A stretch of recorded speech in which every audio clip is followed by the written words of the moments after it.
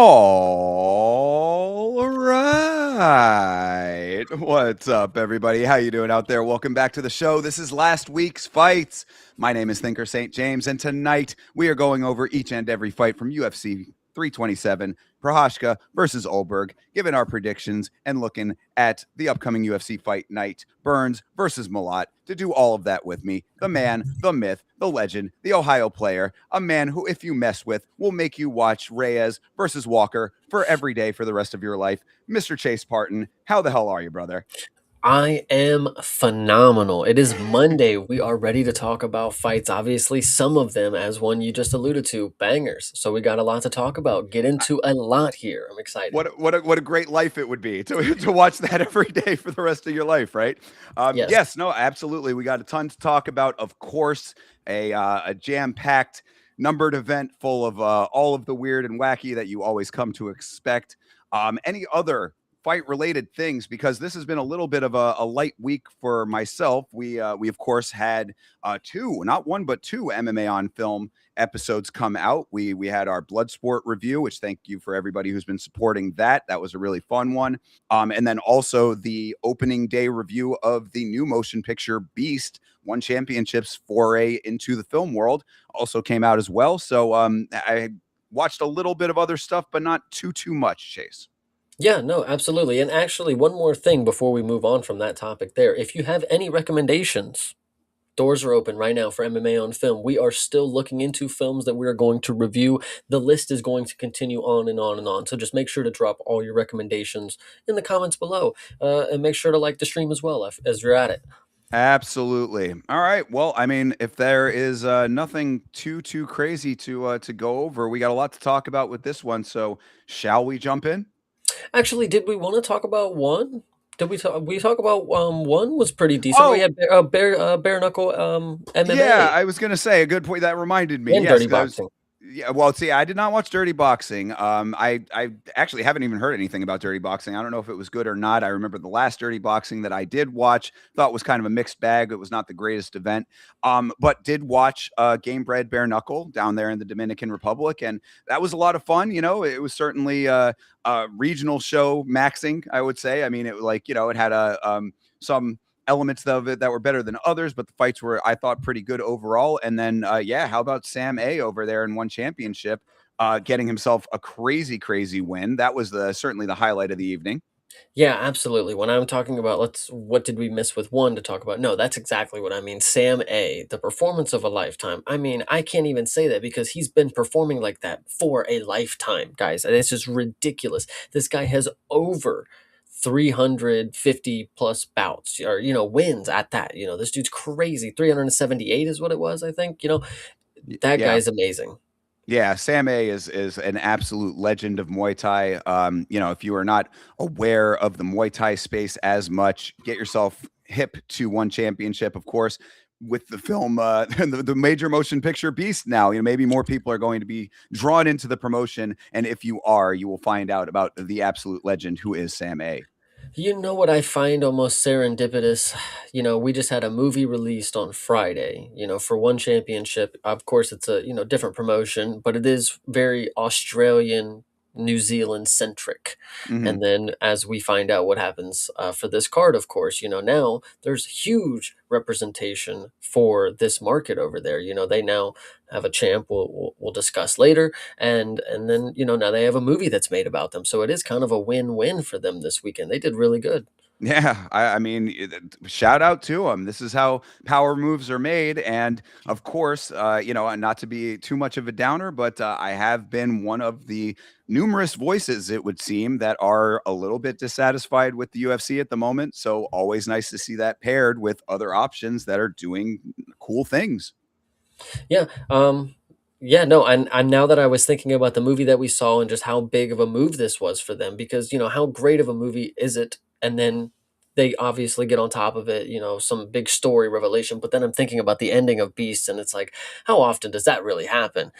We will definitely talk about this later. So For sure. Yeah, absolutely. Or, you can go ahead and watch our full review of it where we talk about it in depth there. So, enjoy Beast. Actually, a couple of people had commented that they were going to see the movie and would come back and give their thoughts in the videos themselves, in the comments of the videos. So shout out to all those people, and thank you very much for watching the review. Yeah, absolutely. And the last thing I'll say is dirty boxing. I Yeah. did catch a little bit of this. I did not catch this person's fight, but I do want to go ahead and give mention to them. Zach Pauga was in dirty boxing. Yes. This dude that's a real fighter right there. That dude is here to make his money, dude. He will bounce around to whatever promotion it is. He challenged Robelis for the heavyweight fucking tournament, arguably beat him, and then he goes to dirty boxing and is getting some wins. This dude, he was in the UFC before this, correct? Yes. Oh yeah, yeah, absolutely. He's been around for a while. This dude, and from I saw just a mini tweet from him. He said he didn't start MMA until he was 30 or something like this. It's like a Oh, very late story. yeah, I did not know that if that's the case, but even more power to him. Shout out to my guy, Zach Paug. I appreciate him, and he really does drop some gems on Twitter. So everybody go give him a follow real quick, Well, there you go. Some love for Zach Pauga. How about it? I like it. And the last thing that I'll say about Dirty Boxing is because John Jones was there, Sean Shelby was there. Obviously, they were having a great time. Chad, what's his name? Gable Stevenson.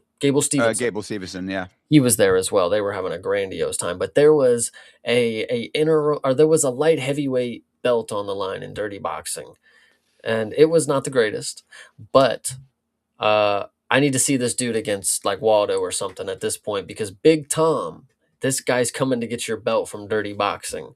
He's Oh not yeah. great, but nope, nope. But he's at least an active champ. He's at least Okay. an active champ is all that I'm asking for. If he comes out here in his next fight and defends it, Tom, you got another thing coming because that's the real heavyweight champ right there, brother. That's Oh all I'm man. saying. Well, we'll certainly be talking about potential active champs tonight, won't we? Um, Yes. all right. Well, yeah. With all of that said, any other last notes before we start jumping on into this thing?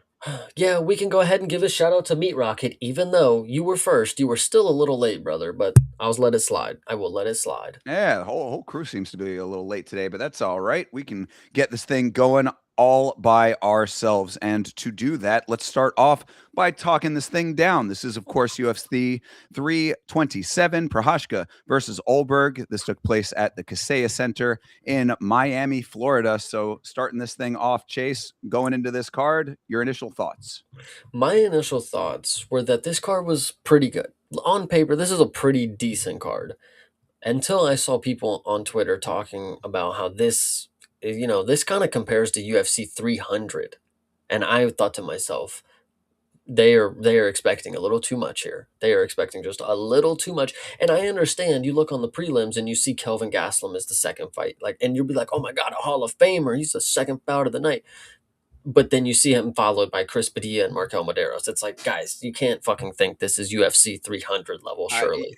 I mean, anybody who is thinking like that, I want to say that the people who are thinking that way or were thinking that way coming into this card were probably responding to the lack of quality in the Paramount era so far. Is really what I hate to. And again, I'm really like because I've heard the criticisms. I've heard what people in the chat have been saying. Oh, Thinker's being a little bit of a downer here. It's not that bad, guys. I want you guys to enjoy your fights. I want you to be enjoying the product or whatever. I also want to enjoy the product. Like I take no joy in being this Debbie Downer when it comes to the UFC. That is not my aim. I'm certainly not one of these people that goes out of my way to specifically be negative when it comes to the UFC.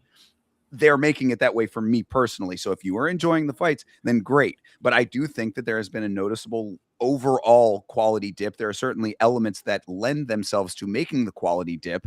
And because of that, I think people are kind of grasping at straws a little bit in the card like this, which certainly I think was good on paper. I agree. I mean, I think that this was like, you line this up. There are a lot of great fights on it. I think it actually, delivered to an extent with some of them and a good amount of them. This was a fine card, but to think in anybody's mind that UFC 300 should be anywhere near a comparison to this, that is very ridiculous.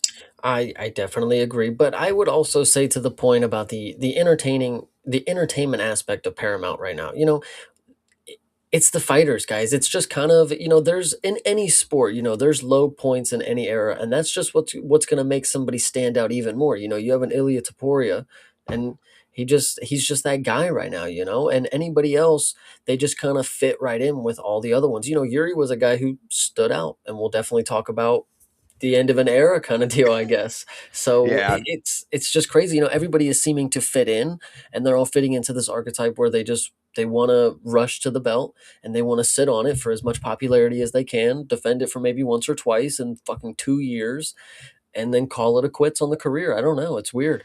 yeah, again, it's just one of those parts. Again, it's like it's no one specific thing that is like the thing that is making all of this kind of quality dip. It's just an amalgamation. It's a bunch of different factors all coming together, in my estimation, at least, all coming together to drag the product down overall. And that's certainly one of them. I remember on your stream when we were watching Chase Parton's very fine show called Street Word. If you are not watching Chase's show, by all means, make sure that you are there for his streams of this. But I was watching your show while you were doing yours, and one of the people we were watching was talking about how we haven't had like legitimate title fights so far in the Paramount era.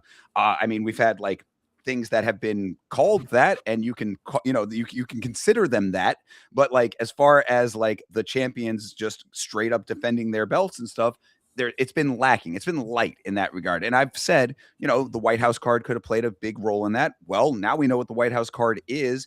It's doing that for a couple of divisions, perhaps, but you can't blame everything on that. So, like, it's just a big kind of hodgepodge of things that are all coming together to sort of take the overall tide down a little bit. But yeah, I mean, hopefully that will change over time.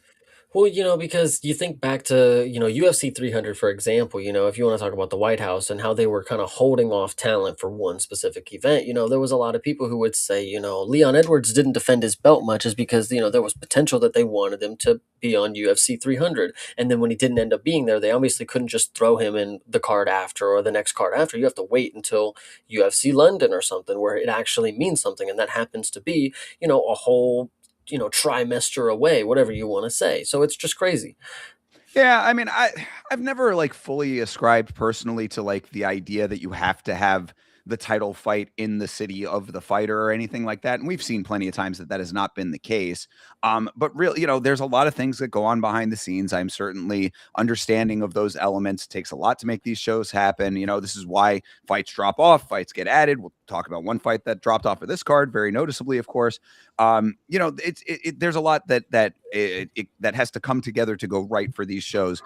That being said, if you are the top of the heap, if you're the people who have won the competition like the UFC has, $7.7 billion and no direct competitors in their minds, then it is on you to live up to that expectation. So, it is what it is, I suppose, and hopefully we pray for the best. And speaking just one more time, just to speak on like where I feel the talent is, and just we don't really have many people who, and this is just my personal opinion, we don't have people who are ready, dead set to just be better than everybody in their division, but not only want to be that, like they are that. I brought up Ilya, and obviously in any case you have to be a winner, not necessarily to be someone's favorite fighter or an entertaining fighter, but to be the best right now. You have to beat everybody in the division, and I need somebody who's willing to just show that like 3-4 times over. Give the rightful person the opportunity.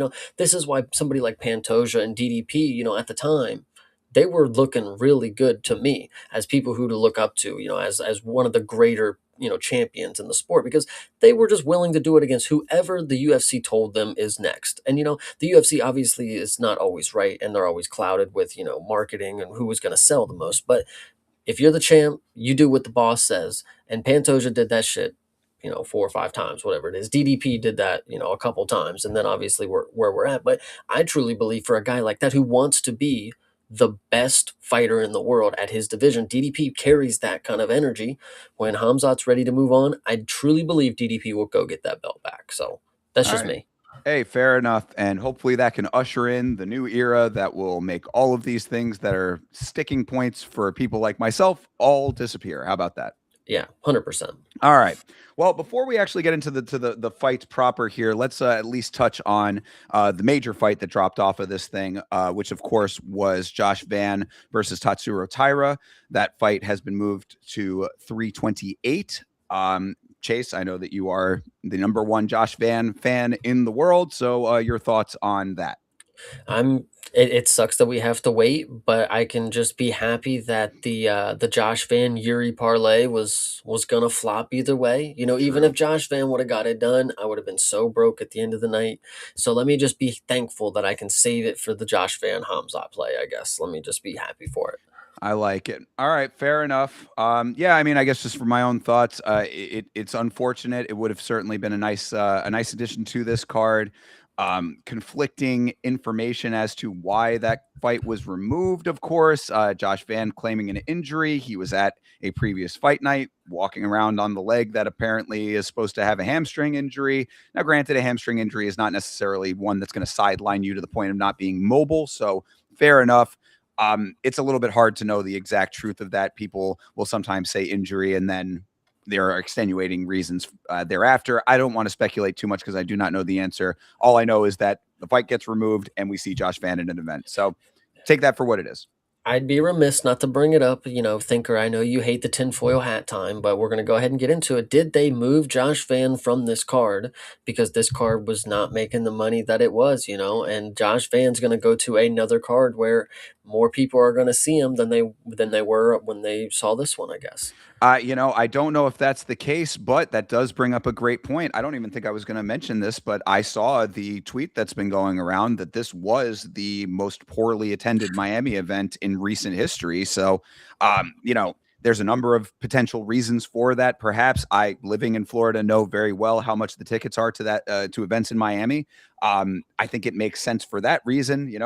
Paying $500 for nosebleed seats, I don't think the average person wants to do that or can do that affordably. So I mean, it makes very little sense to be charging that kind of money and expecting to have a sold out crowd for every one of your shows. Not just the average person, the average fan. You guys are phasing out the fans. That's the Yes. real issue here. Is the people who really want to see it.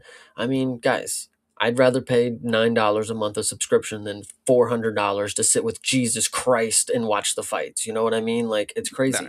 Literally me. I mean, I have family in South Florida. I could easily go down to Miami, stay over at a family's place, we'll watch the fights. I'm not going to do it. No fucking way am I going to do that. Yeah, Literally the comment that I had made on the post about this, I said, it's almost like you price out the fans and then wonder why the fans don't show up. true. Yep. It's So crazy. yeah, so I don't know if any of that has anything to do with Josh Van, but that, of course, was dropped off of this card, and we will see that fight on the next numbered event. That being said, let's start getting into these actual fights that did take place here, Chase. Starting off with the first fight of the evening, of course, Charles Radke versus Francisco Prado. What'd you think of this one? I think this one was good. I think this was a good start to the night. I mean, obviously, once again, I want to give praise to whoever picks the first fight of the night. Whoever is in charge of it, good job.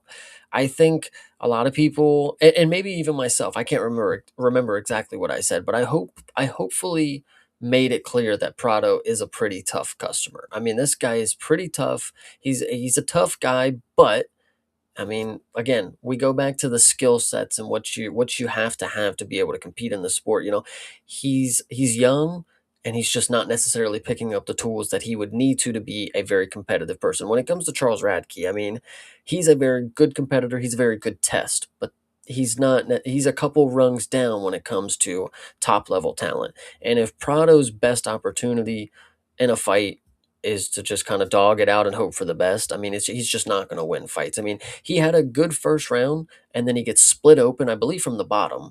And then it left a big old hole in his head. Another gunshot wound. You know, I love that. It's Yeah. not just these cuts anymore, guys. It's these blunt holes in people's foreheads that are just making them leak. So uh, this was a really fun fight, but it was just Charles Radke whooping his ass. That's really all it came down to. Yeah, no, I mean, I'm glad that you said that for yourself there about Prado, because I know that on the previous episode, I believe I made it pretty clear that I thought Francisco Prado was not UFC caliber. Mhm. What I will say is that I think this fight showed me a lot more toughness out of Prado than I was expecting, which was a welcomed thing in this fight. Charles Radke is a tough dude. I didn't realize. I mean, I think that we had maybe seen in the last fight Radke lean on his wrestling a little bit more, and that was when I was kind of like, oh, I guess Radke is more of a wrestler than I thought he was. Certainly showed that here in this fight as well. And that I think was in response to the toughness from Prado. Prado, like you said, first round came out aggressive, a lot of pressure to start. And I thought he looked better in this fight than I had seen him look in the UFC. So that was certainly good. However, like you said as well, just a guy who it does not seem that he has all of the tools in the arsenal to hang at the highest level. I mean, this is now 4 losses in a row, I believe, for him in the UFC. I don't think he actually has any wins in the UFC at all. So, it's unfortunate, especially with a fight like this and a performance like this, because you do see this reminds me a lot of Robert Rushala that we talked about a couple weeks ago. Like, a guy who he's obviously tough. He's obviously going out there and trying. It's not like he's out there, just being a punching bag. We'll talk about somebody else who is that a little bit later on in the card. But he's obviously got a base, but the base needs to be built upon. And if you're not doing it by 4 fights in, it's hard to say that you should be here. It's not just the amount of fights. 4 fights. That's a decent amount. It's actually more than 4 fights. It's actually 6 fights in the UFC. He's 1-5. He beat Oh, Ottoman jeez. Aziatar, whatever that Oh, guy's name is. yes, we did talk about that. My apologies. Okay, so 1-5 in the UFC. But the point is after 6 fights in the UFC, at the age that he is, I mean, he is a guy who got to come into the UFC at a very young age, and he never. If this is what the product is now, I can't imagine the 4 fights that I didn't see of him. I mean, he just really never. He never got his game evolved. He never leveled up his level. Whatever you want to say. I mean, he never really got it. He's just out there because he's a tough guy. He can get punched in the face, and we've seen him bleed now. But that normally is only a good thing. It's like, if he's been wiping the competition and he gets cut open and then he fights through and wins, it's good. But just getting beat up and bloodied, I mean, dude, like you just made me feel bad for you at 1-5 in the UFC. Like that's just crazy. Yeah, for sure. Well, on the other side of the equation, as far as Charles Radke goes, making improvements, I would say working with Bilal certainly showing for Radke. I mean, the wrestling looked really nice in this fight. Didn't give Prado an inch or an exit for a lot of these exchanges on the ground. I thought Radke did a nice job navigating all of the ground positions and doing the damn thing. I mean, some of the takedowns were easier than others. It was that second round that he ended up getting the elbow from the ground that opened up Prado. But it was just all off of the effectiveness of what he was doing, because that was the one time that Prado ended up being able to reverse him, and he still ended up getting damage off. So Radke doing some nice things at this point. I still slightly skeptical of him, because it's like, Prado, as we are kind of alluding to, is, feels like slightly meatballish, when it comes to someone of the caliber of the UFC. So Radke probably should make these a little bit more definitive, perhaps. But either way, I thought that this was a really nice showing for him. And then, of course, I mean, Prado himself sadly sealed his own fate in the 3rd round when he hit the double eye poke, and Chad Mark Goddard actually took the point. I was like, man, finally somebody actually living up to the what Herb Dean said that they were going to do. Be more strict about these things, because if you saw the replay, that index finger was directly in the eye socket, and then the swipe across the eye to the other eye. That's legit. Like, I mean, take the point for that. I don't know. I think I'm at that point now where it's like I'm of that mindset. Like, just fucking do it already.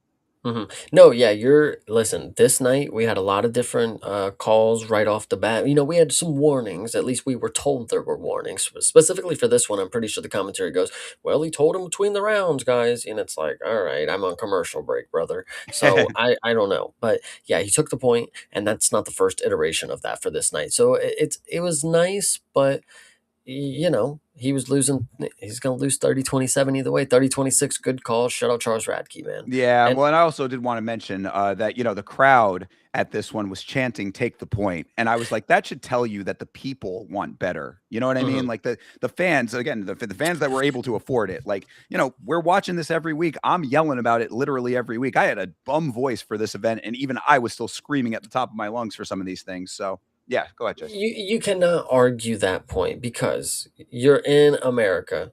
You have an American who gets poked by the Argentinian. The crowd's yelling, "Take a point." They're going to do that after every first offense, Nah, probably. I don't think so, though, man. I mean, like, But you can't go off the maybe. crowd, though. Well, But like that's fair not the enough, fair official, enough. at least. Yeah, I will definitely give you that. Certainly, the official should not have been listening to that. I guess Yes. maybe like I will grant you that. Maybe that is me kind of applying my own thoughts onto the crowd. But I would say that if I was, I'll just at least put it in my own perspective. If I was in the crowd and I had seen a foul like that, I would be chanting "take the point" because I want better officiating personally. If Yeah, I can't necessarily speculate on what the actual reasoning was behind the chant. yeah, 100%. But yeah, Um, no, this fight was it was a good starter. I think the best part that I have to bring up though, is there anything else you have to say about the fight itself? Because of clearly we have a whole different discussion for the post-fight speech here. Oh, for sure. Yeah, most definitely. No, the only other thing that I had as the major note was Prado getting silly and jumping Gilly, which actually looked pretty bad for Radke for a minute Mhm. there. And I said, Charles Radke able to slip the Gilly, even though it looked pretty decently sunk in. That was another nice notch in his belt on this one. I actually I was thinking about that if that was this fight that I remember it was like that. But yes, no, Charles Radke shout out getting out the deep sub. Prado, I mean, Hail Mary, that's all it ended up being, and it didn't end up Sure. happening. One, Yes. would have been nice, but definitely did not. But Charles Radke, of course, this is what I'm talking about. Let your fighting do the talking, and then you get the opportunity to do the talking. We'll talk about this a little later, not too much, but Oh, yeah. Charles Radke gets his opportunity to get on the mic, and you could tell with that devilish grin that he had on his face, he was ready to say something crazy, and he knew what we wanted to hear. He dropped the F bomb for us, and everybody goes crazy. It's great. This was a great post fight speech. I really appreciate him a lot. Yeah, well, what I would say, obviously, F slur aside, which I do not appreciate, but it is his brand. I said on brand for Charles Radke. What I appreciated in the post fight speech was that I actually liked the other stuff that he had said, where he had said, look, I was in this very arena, sitting up in the top rafters, waiting to get into the UFC. Now I'm here. I'm talking to Joe Rogan. He's talking to me. I like that all resonated. I thought that was a nice message. But then this is the funnier part to me. He pulls out the "tell my aunt Tracy that you love her right now" to Joe Rogan. Rogan turns to the camera, says it, and then Radke jumps up and down and giggles like a schoolgirl at this. I thought that was rather funny. That was definitely an interesting interaction. I do appreciate the little inspirational quote there. Say it one more time that he said, I was wanting to talk to Joe Rogan, but now Joe Rogan's talking to me. Yeah, you said it. Yeah, that's what he. Yeah, and I thought that was really cool. It was, and then yes, obviously, Aunt Vicky or whatever it was, shout out her. "Tell my aunt Tracy that you love her. I love you, Aunt Tracy." Yeah, absolutely. Gotta love it. Yeah, no, I mean, and these are the post-fight speeches that we wanna talk about? Yeah. No, like Radke leaning into the F slur thing. Again, on brand for him. He's a character to begin with.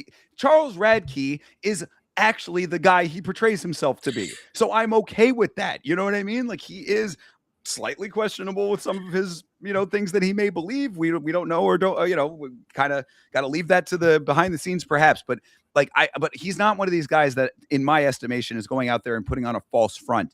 Be yourself. That's perfectly fine.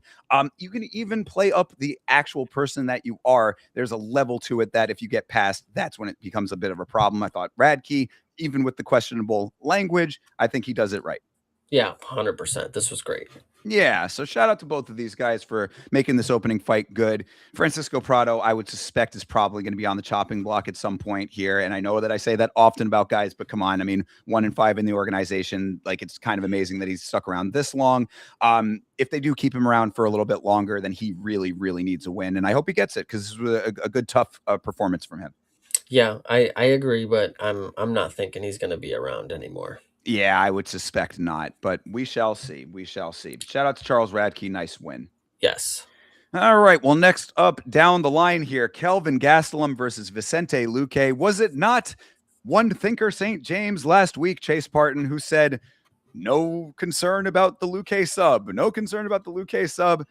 But both of us did not, neither of us were concerned about the Luque sub. So, I really can't be too mad at anybody except for myself for saying it and then it somehow happening. The thing about it is because the Luque sub that we got, it was predicated on the fight getting, the sub, you have to get the mat, we have to get something to the mat. Did we ever think that Vicente Luque was going to drop Kelvin Gastelum with a fucking uppercut, brother? Like, That Kelvin makes weight just to get clubbed and subbed was the first note. And then yes, fucking Vicente Luque dropping Kelvin Gastelum in the big 2-6. Are you kidding me right now?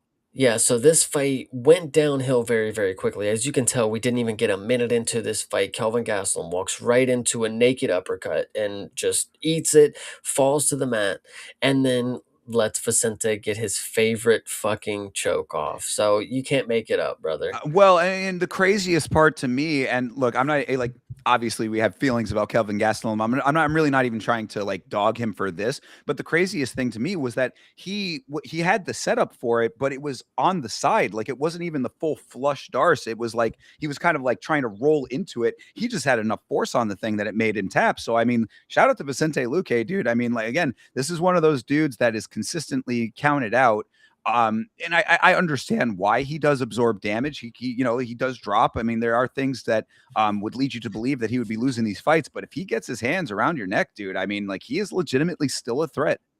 I this one I wanna listen, all props to Vicente Luque. I personally, I don't have much to say about it. I've never really been the highest on him, and probably never gave him the praise that he should have, had. I wasn't here for the pre-medical condition things that he had going on. So he hasn't been a fan favorite of mine, but I want to give him props. Sure, right off the bat, good, fair, clean win. Did exactly what he needed to do. Somehow dropped Kelvin Gastelum and then subbed him, which is crazy. But Kelvin Gastelum, I'm sorry, but this is unacceptable. Bro, I know Joe Pyfer dropped you like 4 times in the fight and you didn't get finished by him, but Vicente Luque dropping you, man, is just crazy. And maybe I'm missing some extensive history of Vicente being some powerful puncher where he's just dropped all the mega chins out here. But Kelvin Gastelum, this was just ridiculous. I'm not gonna lie. So Yeah, no, I mean, I that was really the biggest note to take away from all of this. Again, Kelvin making weight. You talk about being unacceptable. Kelvin Gastelum is the human definition of unacceptable when it comes to mixed martial arts. I mean, this is a man who consistently misses weight. Somehow, I mean, I can only imagine it's because of the Izzy fight that he has any level of Dana White privilege, but for whatever reason it is, a dude who has a show, an eating show, a food show called Missing Weight. He is so blatant about his missing weight that he named his own food program that, and somehow still gets booked in these fights. Still is given fight after fight, and now having the run that he is on. Yes, unacceptable is exactly the word that I think is properly applied to Kelvin Gastelum. And getting dropped by Vicente, you're certainly not off base. Vicente is not a super crazy power puncher. I mean, like he's a dude who has a really great Darce. That's what he is. I mean, like so. Yeah, the biggest takeaway from all of this, I said, drop by Piper. Now Luque is Kelvin's chin finally going, and I don't know if that's the answer is completely yes, but something like this would lend one to believe that. I just want to give a quick shout out to Hydra, of course. Thank you for Yes. stopping by. But this comment here, Kelvin has always got knocked down. He would just recover. Can't recover diving into your opponent's signature choke. And I'm sitting here thinking, if he just would have fell into his guard, like all you had to do was just not fall on your knees, brother. I don't know. It's just crazy. But Well, I mean, obviously, extenuating circumstances. I'm joking, of course, but just crazy. sure. Yeah. No, I agree. That actually does lead me to a funny note that I did have here from the rewatch. Kelvin had Luque in a front headlock at one point before the shot landed, and DC said, "If you're Gastelum, this is okay because you can bear down on him with your weight." And I said, "Bro is praising Kelvin for weaponizing his fatness." God damn it. Yes, exactly. I know. He actually, if you want to just go back, and this is to talk about somebody that we'll talk about later in the card. This is something that I'm pretty sure DC has done it before, or maybe Curtis Blades actually himself said it. When he beat Jailton Almeida, he basically said, "I just put my belly on his back and he couldn't move." And I'm like, you're weaponizing a big old beer belly in this sport right now. Jesus Christ. By any means necessary. I guess I can't fault it, but yeah, I mean, look, not too much else to say about this fight overall. I guess the only other real minor note was that I thought before the shot landed, Kelvin was doing decent work. I mean, he was up in Vicente's face. Speed was looking pretty good. He got the takedown at first. I said it was a fine start to this thing. He just got clipped, and I think that maybe that also leads one to believe that Kelvin himself maybe not recognizing that his chin is starting to go a little bit. I mean, if you're a guy who can consistently count on your physiology, your bodily anatomy to tank damage, and that's not working for you anymore, then maybe it's time to self-assess a little bit further. Yeah, unfortunately, if the case is that Kelvin Gastelum doesn't have this, ability to absorb shots anymore, I really think we're going to see just how maybe one-dimensional his game kind of is, unfortunately. That's going to be the big question too, is like, what's the booking going to be like for him at this point? Because it's like, again, you could say, oh, well, he misses weight all the time and he's getting a little bit of privilege, but that's because he wins. But it's like, that ain't the case anymore. So what does this equal out to going forward? That's going to be a big question mark until we know, I think. Yeah, unfortunately, I'm seeing TKOs coming because if he's a striker and his chin is just washed and he's still going to have the confidence to run in here and strike with these people, he's just going to fall down. If he has no ability to get into some sort of defensive position on the ground at this point, rather than just fall there and just let the person sub him, kind of deal, it's not looking good. That's all I'll say. Yeah, yeah, no, absolutely. Time will tell what ends up happening in that regard. But again, I say shout out to Vicente Luque, a guy who is consistently counted out and somehow pulls off these victories. Occasionally, not always, of course, but he's another one that I would kind of like at this stage of the career. It's not exactly one to one, but I would class him somewhat similar to Anil Magny in the sense that, you can count him out as much as you want. He's still going to find some victories sometimes. So don't think that you're just getting an instant dub every time that you see him and you're betting against him. Yeah, 100%. This is Yeah. just crazy. What a world, right? Hydra, he was on tough and is a Mexican double Dana privilege. I second that right there, but I want to give a shout out to Jeremy Hall because karate combat is probably a good spot for him. That I don't dislike that. And of course, big shout out to Jeremy and to Hydra. Hell yeah. Yeah, no, good deal. All right, let's move on to the next fight here because this is one that has a lot of conversation around it, and one that I don't think that I have screamed quite as loud on this subject as I did with this fight. This made me furious what we're going to be talking about with this one. You said this has a lot of conversation around it. No, it doesn't. It Nobody cares. shouldn't. No, well, no, it shouldn't, but it should. It shouldn't because obviously we'll talk about it, but it should because of what actually is reality of what we're about to talk about. This should be an uproar. Twitter should be talking about how the Oh UFC is yeah, completely fucked up. But no, I the agree fact with you that on we're that. going to be probably one of and a few other groups that are going to be talking about this specific issue, that needs to be noted that this is going to be swept under the rug one more time for you guys. So you guys got to be paying attention that we're going to talk about it and it's going to just fall into the void. So if you don't remember, to just here's your moment to just put the replay or record button right there. You are so correct on that. And, I had retweeted a while back and it just sticks out in my mind. I'll have to go back and find out who said it initially. But the dude who said, you know, we see blatant fuckery every week. And then the next fight starts and it just gets swept under the rug, exactly as you said. Well, that is what this show is for. We are the rememberers. We are the noticers of these things. We are the keepers of this information. If no one else is going to, that is what we are here for. And this one right here is about as blatantly in the realm of fuckery as any fight could ever be as far as what happened with this. So let's start talking about it and we'll get to all the details here. Well, so Of course, first off, this is Chris Padilla versus Markel Medeiros. That's the fight. Sorry, Shane. yes, no, you're fine. I want to first just say that the fight itself, nothing too glamorous. I mean, this was not the craziest encounter between two people. You had a guy walking forward versus a guy who was walking backwards. It wasn't necessarily the greatest performance from either of them. But I will say, I was ragging on Chris Padilla before, that he had not been impressive to me. He's normally doing nothing until he is. I thought this performance was a lot more active than I feel he has been. And that's just a personal preference. Maybe I'm completely off there. But I think for me, I think Chris Padilla was doing a lot more tracking down. He actually wasn't cutting off the cage necessarily great because Medeiros just kept slipping away from him so many times. The entire fight was Medeiros just getting out of the reach of this guy. But go ahead. What would you like No, to say on well, that? no, I was going to say, I mean, like, I thought that this was actually a really good scrap. I thought this was a nice Muay Thai affair, basically, is really what it came down to. Padilla showing that Muay Thai is, can be well applied. I think that Padilla's Muay Thai is really nicely applied to MMA, made this fight really fun to watch. And on the other side, Medeiros, another one, just like earlier on the card, I had said that Francisco Prado was a dude who I'd been kind of counting out. Medeiros was in that same camp. I referenced the fight with Austin Hubbard saying, I didn't see anything in Medeiros that really stood out as a dude to keep an eye on. to his credit, he made this a scrap. I mean, like, you're certainly correct. He was definitely evading a good amount of times, but when he would land the shots, he was actually landing somewhat decently. Another instance where you had a big old gash taken out of the forehead with a nice lead elbow. There were good elements to this fight. I enjoyed this fight. I thought that everything was going according to plan with this fight. I mean, like like everything was fine with all of that element of it. In fact, I would have said that this was one of the better fights of the evening, and I still kind of say that about the fight itself. But then with what else happened, it just puts it all into a different perspective, of course. Yeah, no. So Marco Maderos, I was pretty confident that he would come in and prove a lot of people wrong because you were, again, like you said, not confident that this guy was it at 11-0. That's a decent record for somebody who's not impressed somebody. I would just like to say that I think this fight he showed.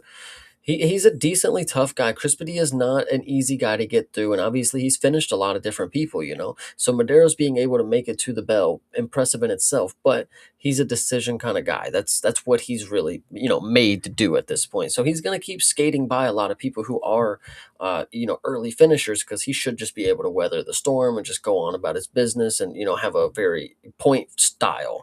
And then we had a point deduction in this fight. Is that correct? That yes, that's what I was going to get to next. Of course, I mean, really, the actual nuts and bolts of this fight, there's not like too much to specifically talk about, aside from the lead elbow that we talked about there. A lot of Muay Thai back and forth was most of what this was. But yes, there was a point deduction. So there was an eye poke in the second round. That was a warning. Then and this is why the point deduction is even kind of crazy with all of this. The Medeiros hits a second eye poke in the third round, I believe, but this is also after a double fence grab. So Padilla is on Medeiros' back in the third. He complains of an eye poke in that moment. I don't know if you noticed that. Like, Markel, I guess, punched behind his head and maybe poked him, but Peterson saw it and said, nope, wasn't an eye poke. So Padilla is like, okay, no problem. I'll keep going. Then Medeiros hits one cage grab very blatantly, and Keith swats his hand at it. And I'm like, bro, that's not a swat your hand time. He was getting up with the grab. That is a change of position. That is a point deduction right there, is what that should have been.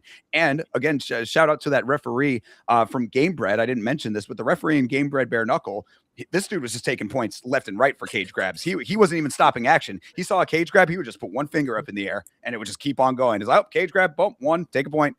And I'm like, okay, I don't know if we need to go that far, but still, the thing is that like there's a difference. There's a difference between somebody who has their fingers in the cage and it's just kind of hanging there, and you slap their hand out for that. If they are actively using the cage to change positions, which is what Medeiros was doing, that's point deduction. But regardless, Keith sees it. He swats it away. Then there's another cage grab, which Peterson also is looking right at and does nothing about. He doesn't do anything about either cage grab. So we've got one eye poke and two cage grabs at that point. Then finally a second eye poke happens. Now 4 fouls. And finally Keith ends up taking the point for that second eye poke. Yeah, so that is pretty crazy because when you end up seeing what we have at the scorecards, with the first scorecard that we get, they read out that Chris Padilla has won by split decision, and this is pretty crazy because that's how that is. That's the fight right there. The judge called it. I heard it. I saw it on the TV. That's exactly what the case may be. Now, I didn't necessarily think that was the right call before the point deduction. Of course, I was thinking Medeiros might be able to win this fight, but very unlikely, I would say. So when we get to the judge's call, I wasn't mad at the split decision. Boom, that sounds about right. But then we get down maybe like an hour down into the show, and they come back on and they say that there's been a change. There's not just a change, but there's been an error, and we have to fix this right now. It is now a draw between Chris Padilla and Markel Medeiros. Wherever they got messed up, I don't know. But if I'm not mistaken, let me break this down. So does that mean that 2 of the judges picked Medeiros, but they just forgot to take the point off, and that would bring it down to a draw? This is the $1,000,000 question, isn't it, Chase? What the fuck does it mean when they say scoring error or judging error? Is it that somebody just fat fingered the wrong number. Somebody wrote the wrong number down. They thought they were scoring one thing one way. Did Bruce read it wrong again? We had that on the other card recently, if you recall. Bruce apparently jumbling some stuff, or at least taking the fall. So what the hell is it? We don't get any actual clarification about anything. Now, also taking one step back here, you read out those original scores, 29-27, 29-27, and 28-28. I, in the moment, thought that was bullshit because I said, and going back on the rewatch, I stick by my initial assessment. I said I thought that Padilla won all 3 rounds on the first watch. I said that maybe round 2 would have been the round that you could have given to Medeiros, and I would have been completely fine. 29-27, that would have been a perfect score. Across the board, all good there. But then I see this, and I'm like, already there's fuckery afoot with that, with just what the judges had initially thought. Then a full fight, an entire fight, the next fight that we're going to talk about goes out and concludes, and they come back with this absolute nonsense. Go back on the VOD and hear my reaction to it. Like I said, I was already coming off of a bum voice because I've been a little bit sick lately, and even with that, I screamed right through it. I was screaming bloody murder. I'm surprised that the neighbors didn't wake up. Like, this was an absolute ridiculous, atrocious travesty. And like, what I said before, exactly, what does it mean? You can you just all of a sudden decide that the judges got it wrong, and now you just come back and make a change at any time? How about maybe during main card, 5 fights from now? Oh, by the way, 5 fights ago, there was a wonky decision. We just decided to change that. Yeah, absolutely. Is this okay? Is this okay? Are we accepting of this? No, we shouldn't be, but like we talked about, I mean, it's just going to get swept under the rug, and it's not really going to mean anything later on. But it's really ridiculous. The thing that the problem is like, when you think about this and you think about how much money goes into the sports gambling aspect of this, did Vegas make a call? Did they say, "Hey, we are not paying these motherfuckers out. Give them a draw, or else we burn the place down"? And I don't know. like I said, and I now seems to be yet another note that I have to say over and over again. Less than a year ago, I would be hearing something like that and saying, Chase, you are a fool for even saying anything like that. You're so crazy to think that something like that could even be a possibility in this sport. Such a madness coming out of your mouth. And now it is completely different. Everything has been turned on its ear. We now know for fact that there are fights that have been fixed. We know that for a fact that there are people who can manipulate the styles and different elements of things. There are so many different ways to manipulate these things. So I don't know. Do I think that Vegas, somebody literally picked up a phone and said, hey, make this change? I would doubt that, but now I can't rule anything out. So it's like we see things like this. And again, Hydra also bringing up the great point here. There was a point deduction in this fight. So you really are stretching the limits of believability to think that any of this could have been getting to the point of a majority draw. This is it's unfathomable to me, really. What's actually insane to think about is that, me personally, you said Medeiros might have won round 2 upon rewatch. Okay, fair. I'll be with you on that one. Me personally, I think just being able to split him open, the damage is going to win round 1 to the judges. That's what they're supposed to judge based number 1, solely. So I thought round 1, Medeiros, you would score. If you want to argue round 2 for him as well, that's good. But then if you want to go, the point deduction, that would bring you down to a draw for, the draw. And I get that. But I also think in the moment when I was watching this, and this is the problem, right? Because you were talking about at whatever the other promotion is, with the game bread, with the ref, he's just taking points left and right. When this point got deducted, I don't know if I was just looking somewhere else for 3 to 5 seconds, but when I came back, I was like, did he take a point? Because normally we go to the middle of the cage, we do one, but we didn't get any of that. Right. So this would also make me believe, like, yeah, they didn't take the point in the initial judging because they didn't do it like the ceremonial way, like, sheesh, I don't know. It's kind of insane to think about. It's another great point, and actually something that I believe, I don't know if it was in that specific incident, or actually it might have been on the Game Bread card when we were watching it, where I was talking about that exact point right there, where I was like, this is why I talk about standardization and wanting there to be across the board standards in the sport, because I brought that point up when the guy was taking I believe that's when it was, when the ref in Game Bread was taking those points. I was saying, he's not stopping action. He's not taking the fighter to the center. He's not signaling to all of the, to all of the corners of the cage that a point is being deducted. And then everybody was like, oh, well, some refs do it and some don't. And I'm like, this is exactly why we need standards. It should be an across the board kind of thing. But yeah, there's so much uncertainty about all of this. And really, I mean, it all equals up to me at the end of the day. I've been saying justice for Taco Pad like all everywhere on social media. I mean, this has been my mantra right now. You know what I hate to say, and I'm not going to argue for the people who stick their fingers in other people's eyes, but this is going to be a common occurrence if we take points right off the bat for eye pokes. We're just going to see draws and we're going to see mistakes, and they're going to come back later and be like, "Oh, we forgot to take the point." And he did it. He did the eye poke. But what I find is interesting is maybe if you do just start, just taking points, just cage grab point, whatever point, take them all. We got 10 point system. You can commit 9 of them, and you can still beat your opponent if he commits 8. Whatever the case may be. Well, and the idea is that if you start taking the points, that people will not commit the fouls anymore. So, that's the idea at least. And look, I mean, Hydra has said it many times, not here, but just in general. And I think it's a really great point in this instance is that this is the only major sport where intention matters when it comes to fouls. I'm a hockey fan, in hockey, you hook the guy's skate, didn't matter if you meant to or not. You get that's go to the penalty box. You're getting your time for that. So really, I mean, yes, there are going to be unfortunate errors where it's like, yeah, he did not mean to poke him in the eye. He did not mean to grab the cage, whatever. But like, that's the risk that you run if you are in the game in general. And sometimes it's just going to be part of the situation unless we get people actually actively trying to not do those things. So I don't know. I mean, I guess it's really wherever you personally lie on that issue. That's up to you. But what really in this instance is to me is the just the fact that we could have an entire fight elapse and then all of a sudden they come back and just tell us that the score has now been changed and that and overturned, no less. I think one, it is crazy, but if they would have, hey, they didn't take the point. You guys can clearly see on the scorecard it doesn't have the -1. Like, this was the original shit they had. This was the adjusted when we took the point. If they would have done a whole song and dance about it, good. But I also think the UFC is in a position where they don't want to admit that they make mistakes, kind of deal. So it's like, here's the real scorecard. All right, bye. And that's it, kind of deal.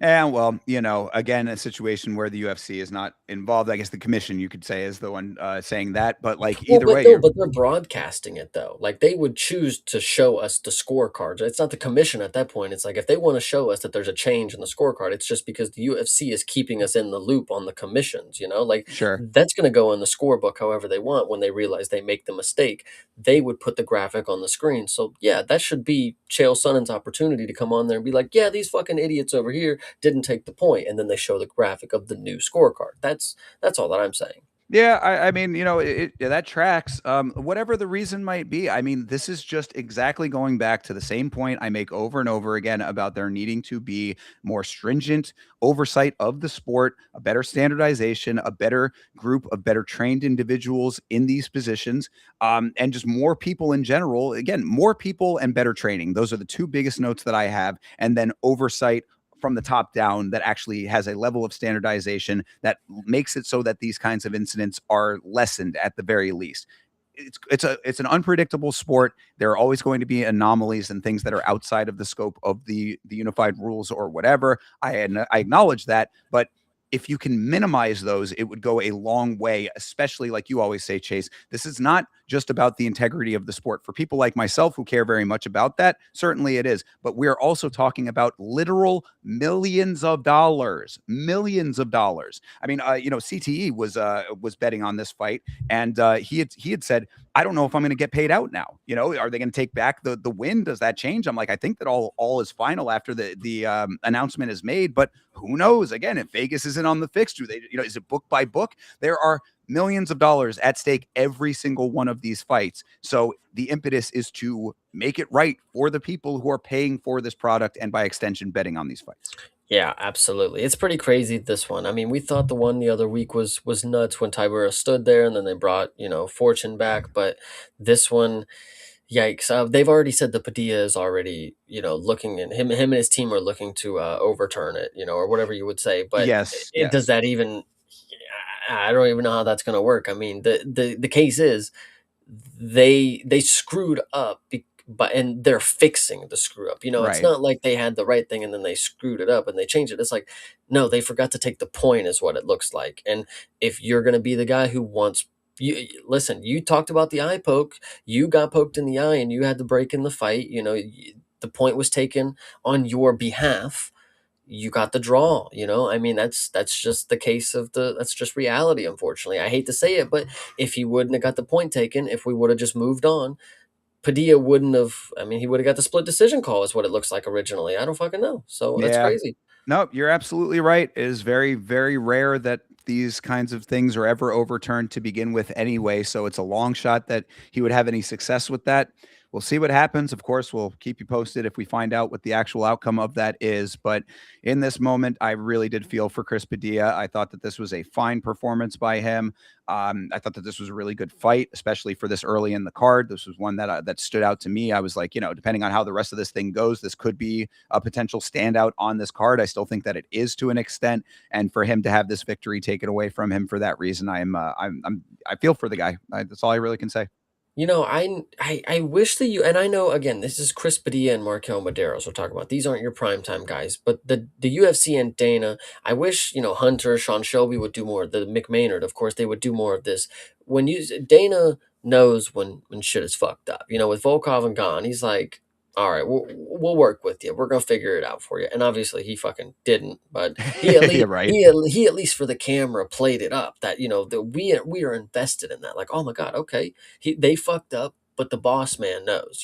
Mr. Chatri, he knows a good fight. He doesn't screw over his guys unless he's already given out 4 of the bonuses already. But the point is if Dana came on after this and he like got on there, he's like, yeah, the commission's fucked up. I don't know, but Padilla, Maderos, we'll figure it out. If he would have just done something like that, I think it would have went a long way for the promotion. Because as a casual viewer, that's one thing about the Contender Series that I really enjoy. Like, he personalizes with them. He's like, you gave it your all. It's very subjective, and every situation is different. And then if you get Dana to have that little heartfelt moment with them, like, it means something, I would say. But we don't get that for something like this, unfortunately, because again, it's Chris Padilla and Markel Maderos. Yeah, yeah, performative or not, at least it is something to acknowledge that there was a mistake made, and I'll at least go with that part of it for sure.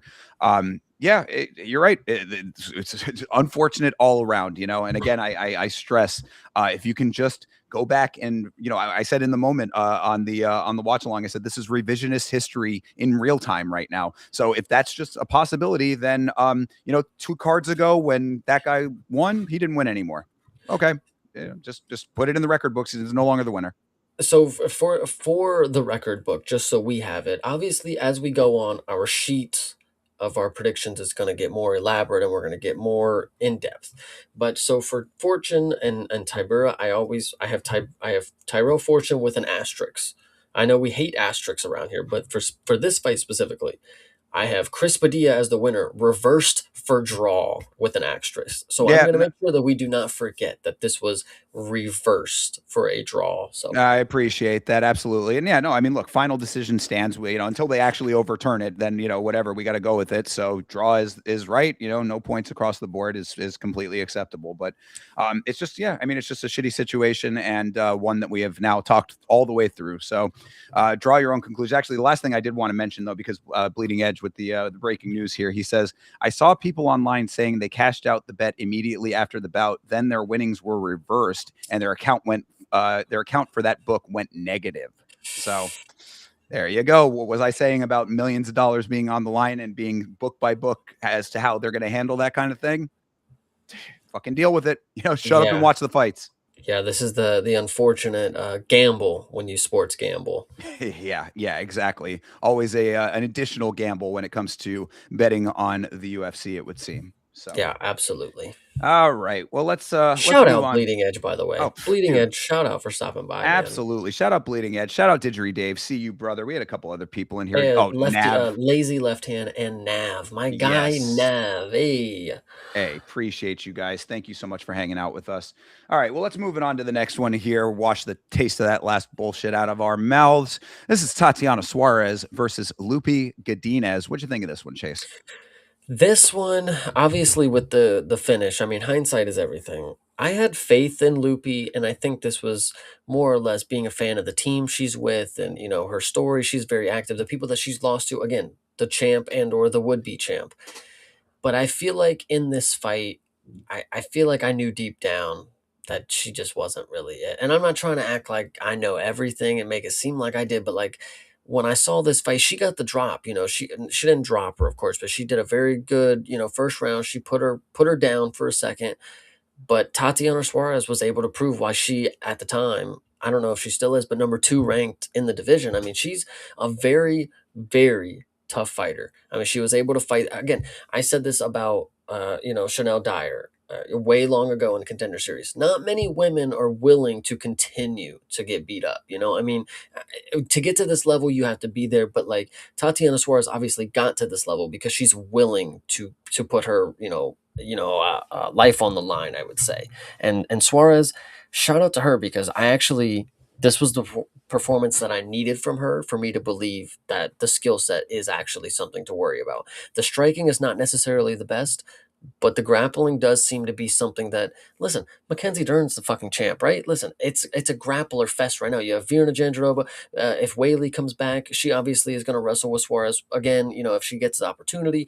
But Suarez having the skill of grappling, it fares well for where we're at in the division. It's not like, listen, Lupe Udinez is somebody who's a little well-rounded, and it would have been nice for her to get this finish against, Suarez on the feet, but her striking's just, she don't have that killer instinct to just drop somebody and go, pound them into the canvas.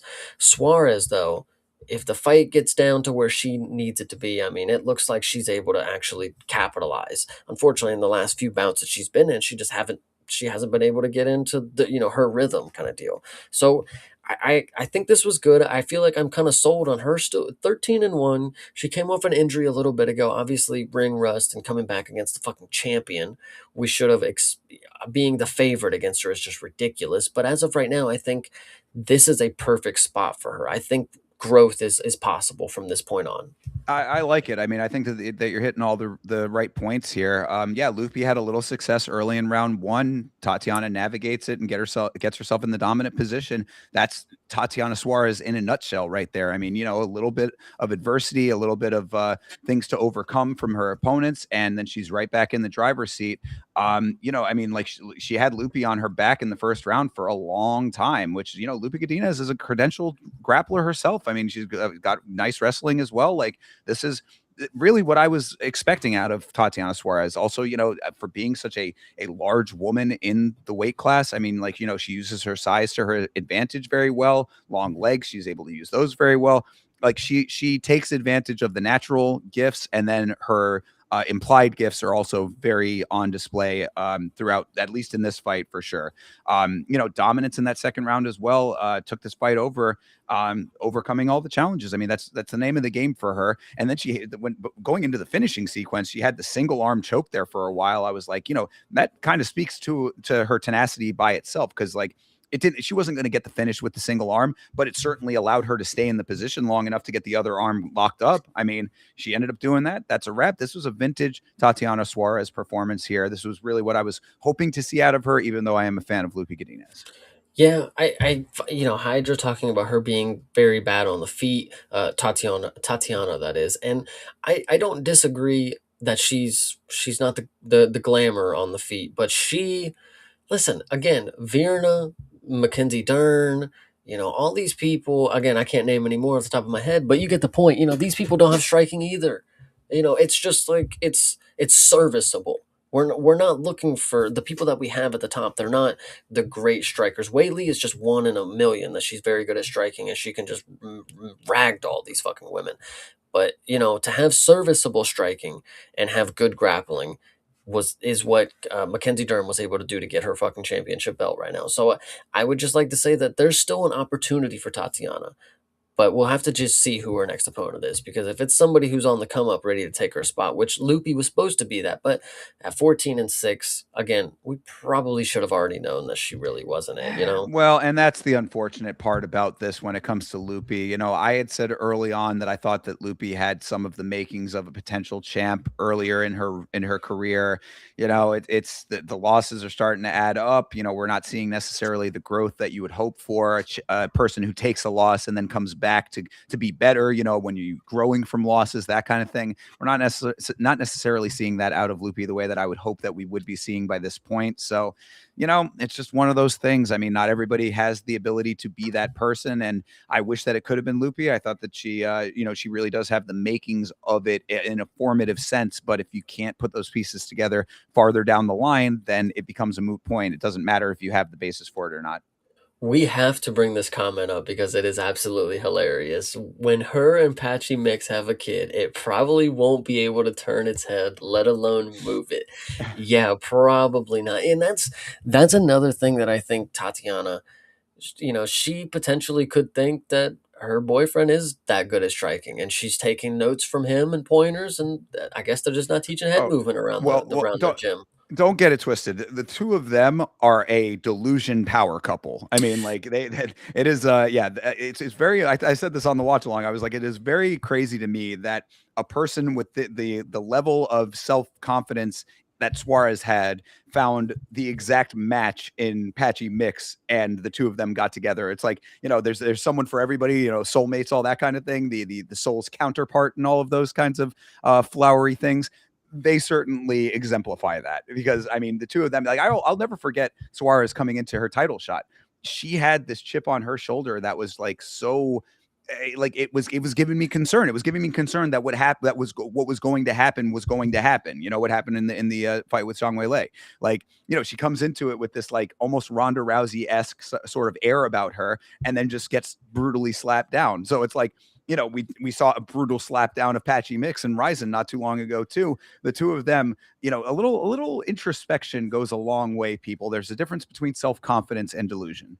Yeah, true. Yeah, this one, all in all, though, good performance from Tatiana. Very good bounce back. Exactly what she needed to take out a fan favorite in Loopy. Appreciate it. First time Loopy had ever been finished in her pro career, Chase. Top of the game. I mean, that's what, people who are ready to stay at the top of the division, that is what they will prove. It's not just beating you. If you've never been finished, and you've never, obviously she faced Mackenzie Dern and Virna, but that was before they were at the top of the game, kind of deal. Tatiana proved that shit ain't easy at the top. It ain't easy being cheesy, is what I've heard. So I also have heard that.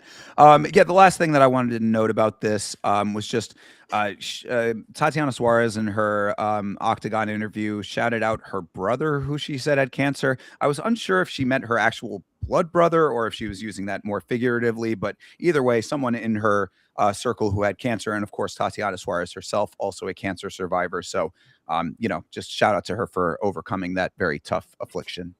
absolutely good shout out. I didn't actually listen to her post fight speech. I'm surprised that she even got one. I mean, she got a finish, but we saw other people who didn't get post fight speeches. So Yeah, no, she was surprisingly contrite in her post fight, which was a breath of fresh air based on what we were literally just talking about. So I thought it was pretty good for her. And yeah, hopefully, a little bit of humbleness and goes back. She says she wants to go on another title run. Like, could be valid. We'll see.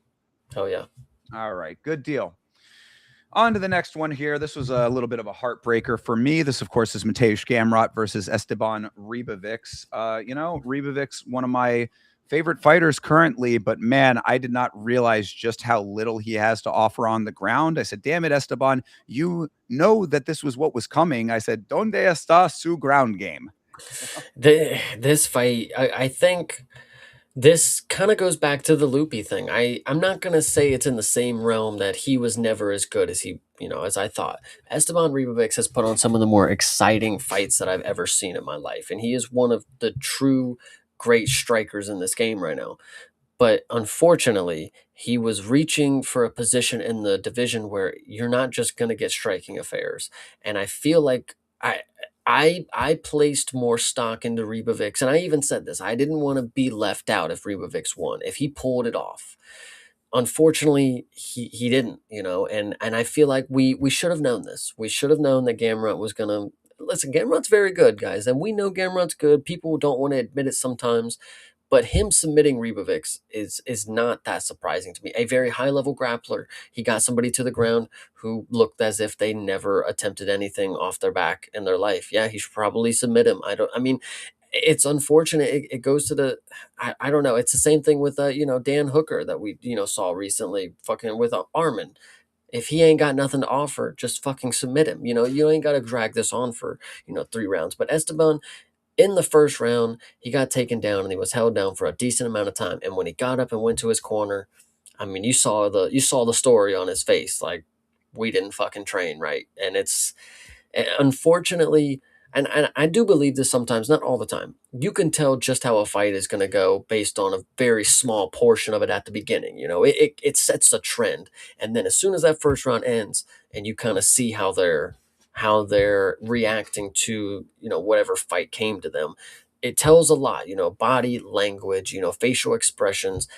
Esteban Ribovics just didn't look like he had the heart for it anymore after that first round, and that's just unfortunate because he is a dog, and I think he was just get this fight over with, and I'll definitely know for next time to just stay around the middle of the pack, I guess. Pull the Piotr Jan and just start drilling for the rest of your life for the one thing that you need, right?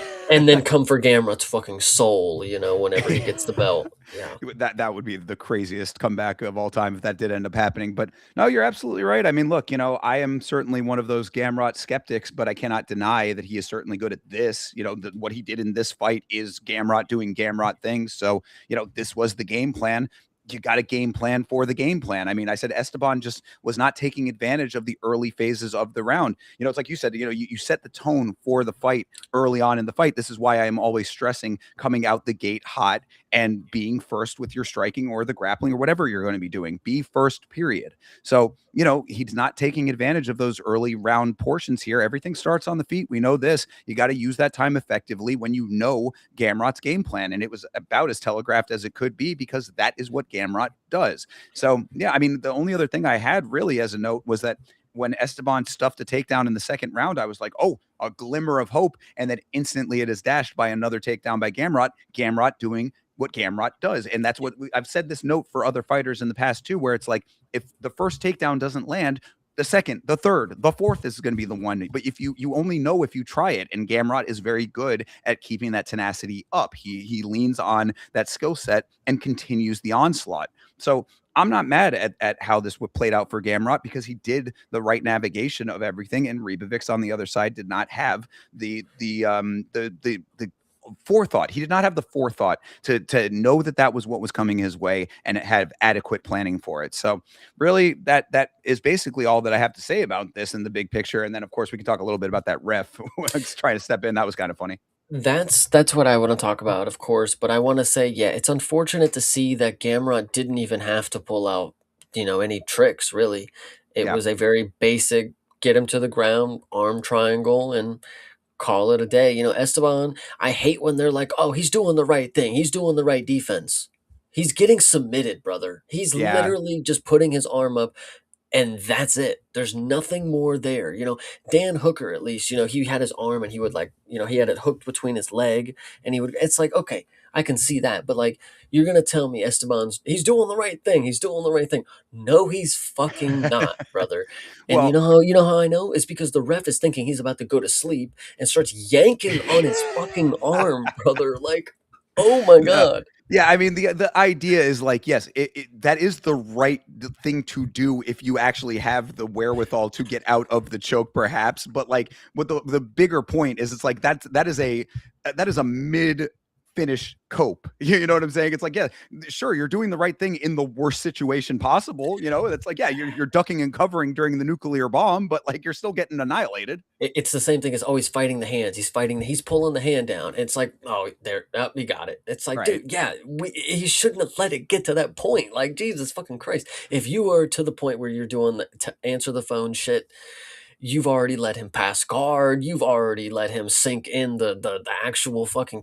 And then once again, I don't know, because Ribovics, again, the way that he looked, the thing, the way that he looked once he got finished, he's like shaking his head and he's like, he hits like one of these movements. I don't know if the ref really fucked him up. I don't know, bro. Because like imagine you're in it and like you're good, you're fighting, you're doing stuff, and then some bro just starts yanking on you. It's like, oh, he probably did get the choke a little tighter. Let's be real. Come on. Could have been, hard to say in that situation, but it was very interesting to see the ref going in, stopping the fight, then not stopping the fight, and then Ribovics goes out and he stops the fight. I'm very surprised Gamrot just didn't let go right there. Because True, like the yeah, ref right. literally he's like, yo, yo, yo, and then Ribovics is like, get the fuck off me, dude. And then he wanted to go to sleep, it looked like. He didn't want to get saved from the choke. He wanted to take his loss like a man. Uh Ribovics, I hate to say it, but I just really hope we get to see you against Michael Johnson next or something. See if Or the Drew Dober. yeah, well, fair enough. Yeah, we'll have to see if the Michigan, the Missouri or whatever, the Michigan gangster disciples have anything to do with that fight. But True. no, yeah, it would. But how crazy would it have been though if Gamrot did let go of the choke at that point, and the referee was like, "Nope, fight's still on." Yeah, I that would have been icing on top of the cake for this fight card, but we will just be praising God that that didn't happen. Yeah, Indeed, yeah. So look, shout out to Mateusz Gamrot. This was a perfectly fine win. I'm not trying to cast any aspersion on him for picking Esteban Ribovics. He did exactly what he was supposed to do, and Esteban did not have a game plan for it. This went as it was supposed to go, in my opinion. I don't make it seem like Gamrot handpicked this opponent. Uh, Re- no. I don't think anybody handpicks. Well, we'll talk about it. you We'll talk said the about way it. he picked. You said Oh, I said Gamrot the for way that I picking this. picked. The way that I picked. Oh, okay, okay, okay. I was like, Gamrot, he gave an opportunity to somebody way lower ranked than him. No, no, no, no, no, no. No. I'm saying the way that Okay, me predicting the fight. gotcha. Yeah, this was bet with my heart on this one, not my head. That was the Fair enough. unfortunate part. Well, it worked out, I suppose, right? Well, did you pick Ribovics too? Yeah, we both picked Revovics. Okay. Shoot, I did not know that. Okay, all right. Well, either way, Gamrot gets the win, and I'm, like I said, not mad about it. I think that it was a well-deserved victory based on him doing exactly what you knew he was going to do. Yeah, 100%. Shout out to John Dong, by the way. Appreciate you, John. Hell yeah. Pink wave hand emoji or whatever you just did. Love it. Hell yeah. All right, next up, this was a fun one. This was Kevin Holland versus Randy Brown. This was a good paced fight, even though it was a little bit, at least in the first round, I said that it was a good pace, good start to the fight, even if it was a little bit of like an active feel out, it felt. And then, of course, thereafter, there was a crazy choke that somehow Randy was able to survive, which, definitely G shit, but either way, not able to pull the victory off in the big picture. This fight, unfortunately, with a Kevin Holland, fight, you are expecting, lights, cameras, action kind of deal. But this fight itself, I don't believe this is one of the better, not to say a better Kevin Holland performance, because obviously he won, he did a great job, with the opponent. I think this is one of those matchups that we really expect fireworks, and we don't necessarily get all that we're thinking it's going to be. Because this fight, it kind of had a finish written all over it for a little bit of it because Randy Brown comes in here and gets his legs chewed up immediately. He's got these big old knots on his knees, on his shins. I thought surely he's the type of guy that's not going to be able to finish this fight.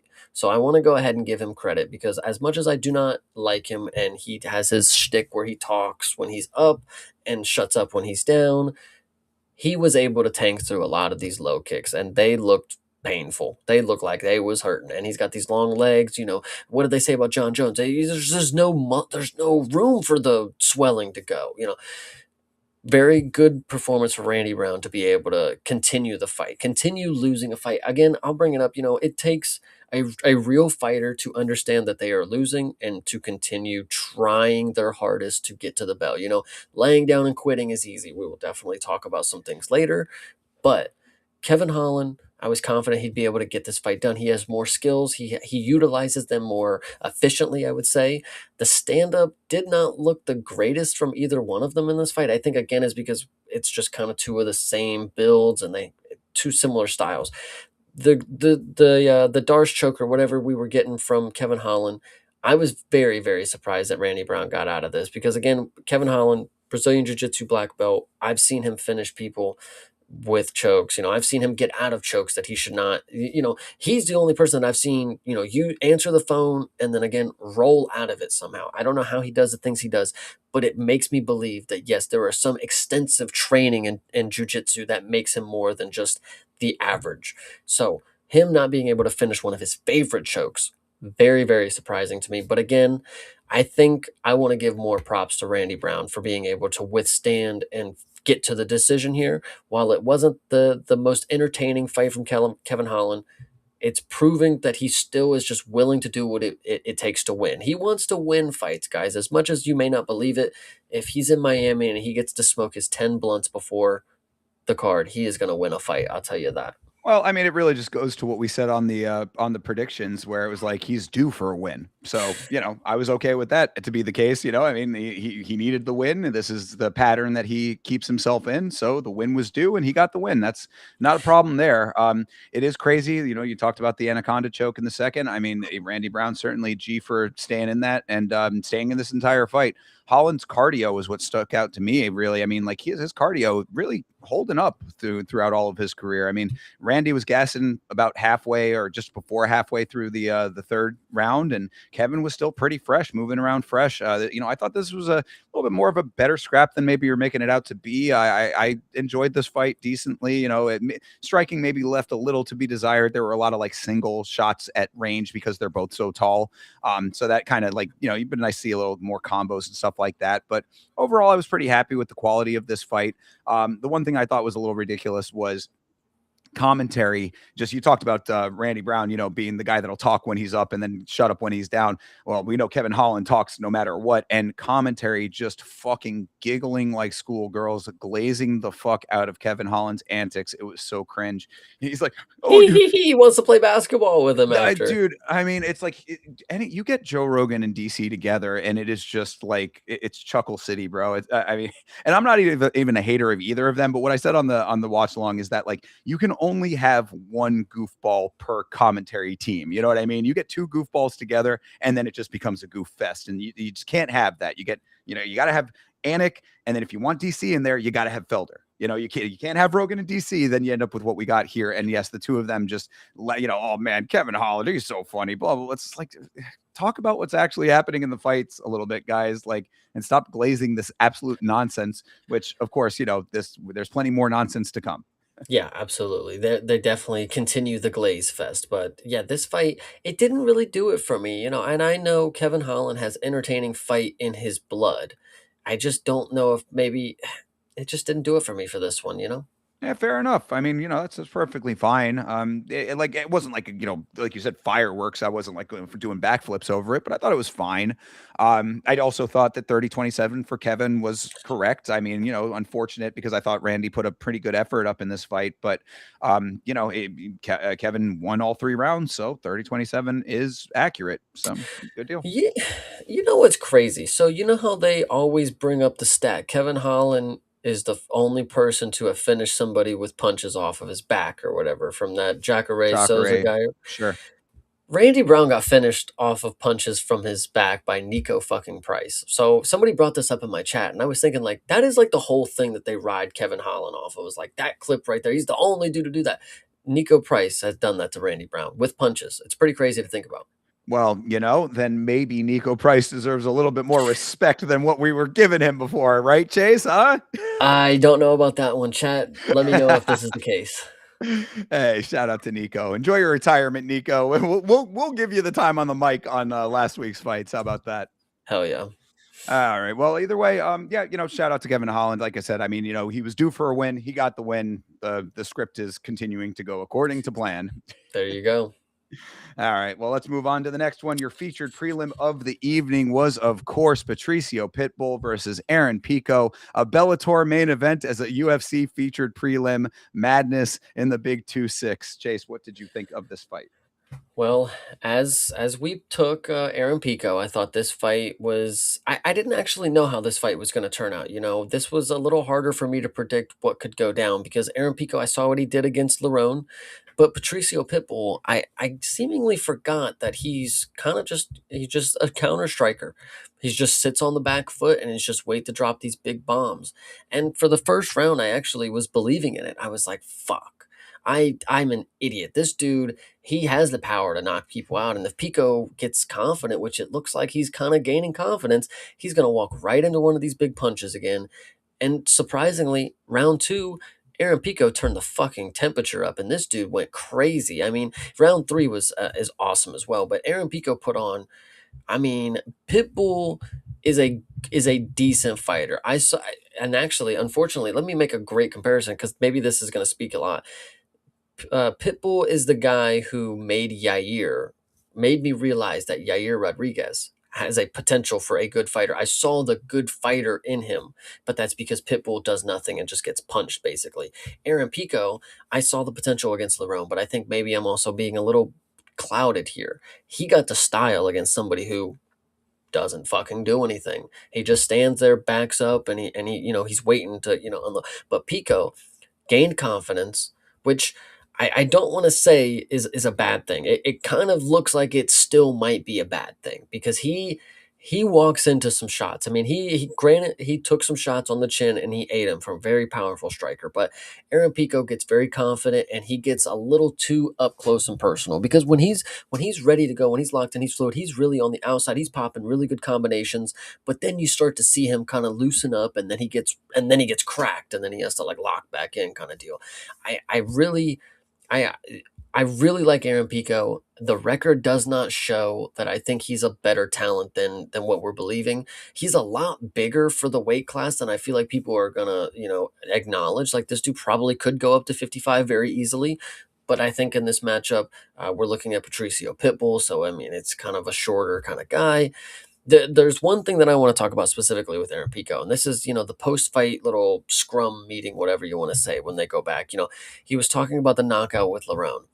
Aaron Pico, I feel for you, brother. He said, I got knocked out brutally after a fight I was winning, in front of millions of people. The whole world saw it on a pay per view, and I was embarrassed.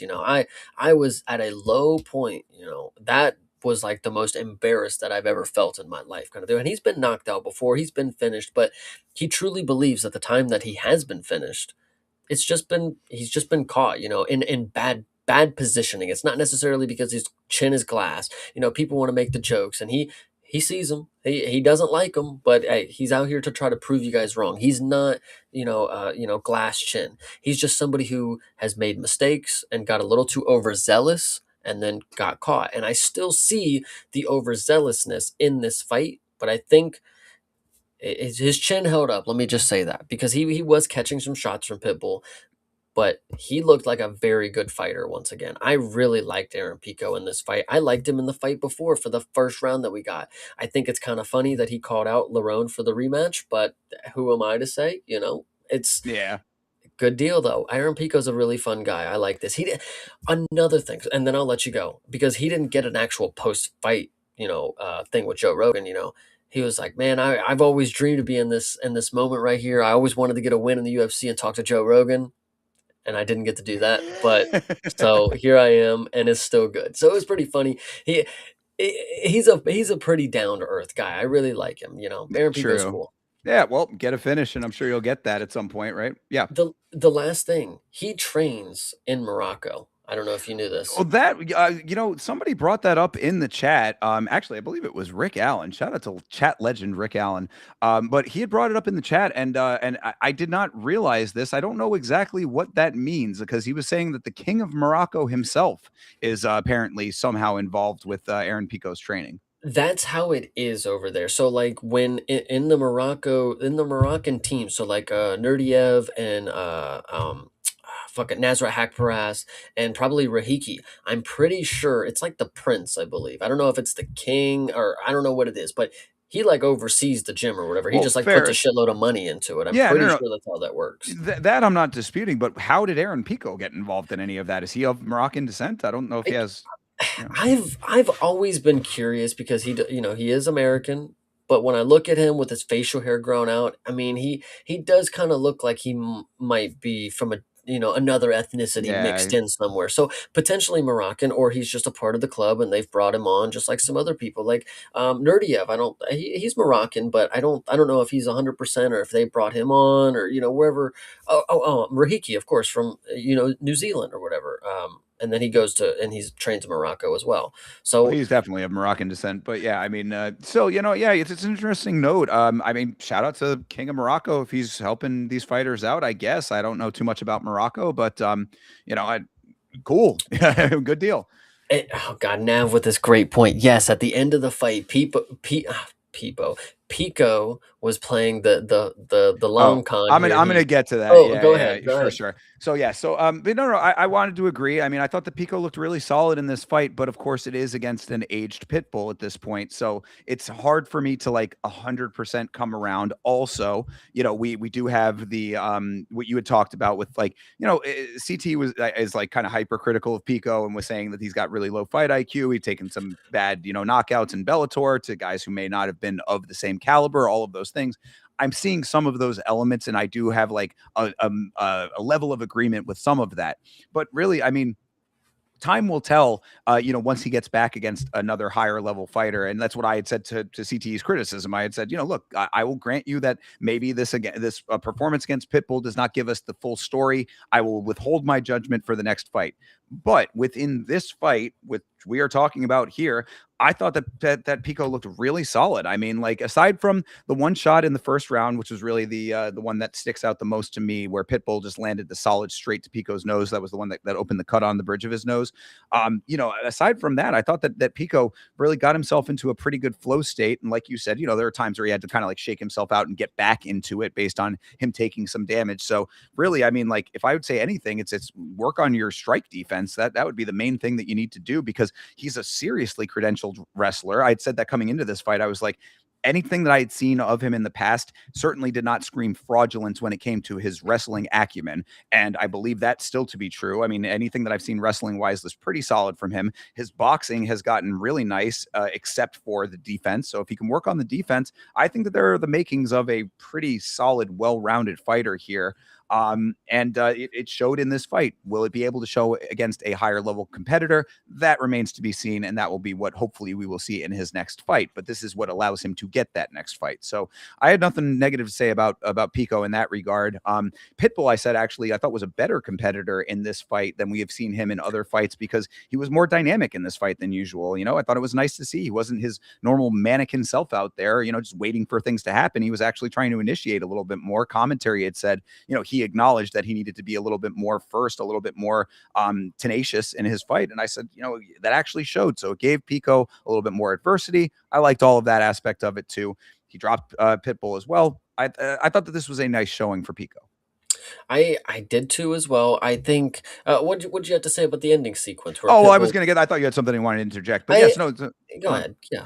no, so yeah, no. I thought that was a an interesting note because yeah, so Pitbull basically asks, and if you go back to Max Holloway, Pitbull did the point to the ground. If you recall, Max, the originator of it, saying that that is what the person that is winning is supposed to do that, and then allow the person to have the shot. So to come back with that. So basically, Pitbull kind of like went against the grain with that because he was the person losing, asking for the shot, and Pico, Normally. yeah, well, which is what either way. I mean, like I'm not too hung up on that aspect of it, but I thought Pico very savvily, I didn't think it was a bad thing. He very politely declines. He gives him the money sign. He's like, hey, no, I'm going to take the cash, brother. I'm not going to risk it right now. I was not super upset with this, but then I hear, from the haters, the Pico haters out there, oh, he didn't want to throw down with this old man. What am I supposed to take away from that? I'm like, that he wanted to win. Yeah. What are you supposed to take away? I thought it was fine. Do you have a different opinion? No, I definitely don't. I thought it was pretty funny. Pico walked away with his show and win money. This is exactly, that's exactly what he needed to do. It's funny because in a way, he made his own viral moment out of it. I think it was a little funny. He did the money sign and he pointed. I'm smarter than that, of course. So just I liked it. I'm proud of Aaron Pico for going out here and getting this dub is what I want to go ahead and say. Yeah, well, and it also, I mean, guys, like, we all want to see like the holy shit moments. We all want the big, the fireworks and all of that.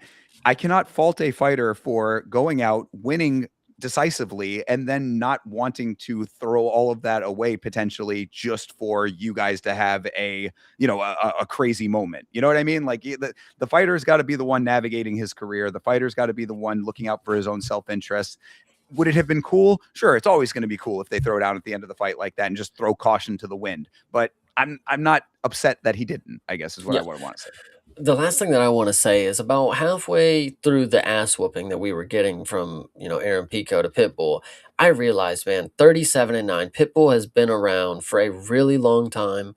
He is not gonna get finished by Pico. I mean, it's not that Pico couldn't finish him, but Pitbull is one tough SOB, brother. This guy was getting because at a certain point nothing is going well for him. He's getting everything is just getting, denied, neutralized. He's getting countered. He's still willing to just walk in there, head held high, hands out, and just get a third round of an ass whooping. So I give him credit. He's done that for 46 fights, apparently. I don't fucking know. Apparently, he's been really good for majority of them. But if a lot of them look like this, or some of them look like this, to continue wanting to go on, I mean, damn, he is a tough guy. I'll give you that. Oh, for sure. Yeah. I mean, Pitbull's face was all kinds of messed up at the end of this thing. So, yeah, you can definitely see the toughness on display there. Former champion in a different promotion. I mean, it all tracks. So, yeah, shout out to Pitbull on this one. I mean, it takes two to tango, and this turned out to be a pretty good scrap overall. Unfortunate note with that, though, was that, Patricio Pitbull in the UFC, his brother Patricky Pitbull was also fighting on the same evening in Ryzen and also lost. So, not a great evening for the Pitbull brothers. Yeah, that's just unfortunately how it goes. It is. It is the name of the game. But shout out to Aaron Pico. Nice win. We'll keep you around in the UFC, and hopefully, can replicate that against a bit of a better opponent, perhaps. Absolutely. All right. Good deal. Well, that rounds out the prelims. Let's start off on the main card with the fairy tale of the evening. Oh boy, do I have something to say about this. This is Cub Swanson versus Nate Landwehr. Just to start this thing off, we literally were just talking about a guy named Michael Chiesa. You remember this, Chase? Michael Chiesa retired recently. One fairy tale retirement was not enough for my guy Cub Swanson. So instead, we got Michael Chiesa part 2. They really brought Cub's family cage side, like Chiesa, gave him a layup fight, like Chiesa, where his opponent did fucking nothing, like Chiesa's opponent, gave him the round 1 finish, like Chiesa, and then gave him the video package, like Chiesa. I mean, you don't even have to keep mentioning that it's like Chiesa. I mean, yeah, it's very similar, but this is just going to be the norm, is what it looks like. Not for people like Nico Price, unfortunately, but if you are a touted veteran in the sport, yeah, I mean, you're just going to get a video pack. Once again, what is up with Cub Swanson in Miami? What is up with Florida and Cub Swanson? He's from California, and he retired last year in Florida. Comes back, retires again in Florida. What I is up said with this. this? Yeah, I said the same thing. I did think it was kind of funny. It's like, yeah, he's getting all of this stuff happening in Florida when he is a California guy. That was not lost on me. But no, I'm not even talking about the video package. I'm talking about the fact that this was so tremendously close to the same script is what I'm saying here. I mean, now look, I said it on the previous episode, and I'll say it here again. Cub Swanson is one of my all-time favorite fighters. When I got to see the knockout of Billy Quarantillo live in Tampa, Florida, it was one of the great moments of my life as an MMA fan. It's exactly what I said about this fight. I did not need this fight. I didn't think that Cub needed this fight. So to see him get the red carpet rolled out so that he could take out Nate Landwehr, who did jack shit in this fight. Nate did nothing in this fight. So, I mean, this was just such an absolute layup that did not need to happen. He already got it one time. He gets it a second time with the wife and kids in tow. I'm like, what is the purpose of all of this aside from we're going to do right by you, Cub? Here's your easy layup. And even against a guy who is not supposed to be an easy layup, Nico Price. That's one thing. Nate Landwehr, we have seen Nate Landwehr go to war. We literally both picked Nate Landwehr to win this fight. Yeah, and to that point, I mean, first round knockout is all in well, video package all in well, family talking to Donald Trump all in well. This stoppage had give him the first round finish written all over it. It was, listen, it wasn't an early stop by the metric that Nate was not in trouble at all because this dude was getting flopped like a fish all over the fucking cage. But this is a normal Nate fucking performance. Like, this is what we expect from this guy.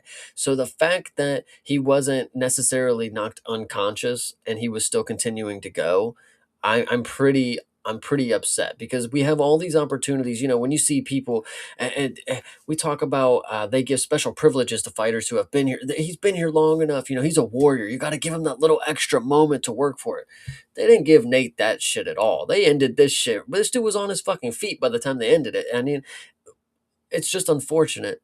But when you realize that it's Cub Swanson going out on retirement, they needed that first round knockout to happen. If he didn't get it right there and he lost, I mean, they just lost a whole big moment, you Well, know? I mean, that the only thing I dispute, you're exactly right about that. The only thing I dispute is that, I mean, this is not what we expect from Nate Landwehr. I mean, like, he literally was a human punching bag out there. He did literally nothing. I mean, like, they're saying that he had 15 significant strikes. Yeah. Fucking where? Show me the strikes. Are the strikes in the room with us right now? What are you talking about? 15 significant strikes. It's ridiculous. I said that he had no power, no intensity, no movement, no level changes. Bro was a punching bag. That is literally the note. Cub put out a power shot. Nate did nothing. So Cub just keeps on going with the power shots. Why not if you're not doing anything? I mean, like, Nate got back down. He got pieced up. I mean, this is just, it was unfathomable to me that this was the like performance that we were seeing. And then DC, oh, this was another one, bro. I mean, like, keen ear upon the rewatch. I was like, you got to be kidding me with this. Talking about the script being in, DC literally had the nerve to say, Cub thinks he has now felt the power and speed of Nate. The power and speed? Where? Again, Yeah. are they in the room with us? What are you talking about? I said 70K in a manila envelope to Nate the Train. Yeah, probably. And 10-7 just went ahead and said that as well. You know, feel like the UFC gave Nate the bag to sell. I When I saw Nico Price go down to Robbie Lawler, again, that one was not fluky at all. This one, not a fluky performance, of course. But I had realized then there is something up with retirement fights, brother. I mean, you just can't write it better. And no other sport do you get these fairy tale send-offs like this. It's just somehow happens in the one sport that I'm supposed to believe anything can happen, you know. I No, don't know. that's the thing, is that it wasn't always that way. I mean, there were plenty of times in previous eras, like, where a retirement fighter, a person you knew was going to be retiring, a guy who'd been in the organization for a long time, they'll go out on a loss, and it's like, yeah, dude, it sucks. You're at the end of your career. They'll still send him off correctly. You still give him his time on the microphone. He can still address the fans. Like, all of that all tracks. But just to have it now being like exactly that, a fairy tale ending, more and more. I mean, like, again, you got to answer me this question. If it's not a fix, why are they moving the family cage side? I mean, because you're literally saying then that you're moving the family cage side with the possibility that they could, at front row, up close and personal, watch their dad and their husband get knocked out. It does not track to me. You know what I'm saying? Like, I don't. I just it's too much. It's too close to the narrative to not be feeling like something is fishy, especially now seeing a pattern that has formed. And last thing, shout out to the 10-7 MMA. Yeah, absolutely. This fight, unfortunately, wasn't much of a fight. Nate went in there, put his hands up, and just got, again, flopped around the fucking cage like a fish for a little bit.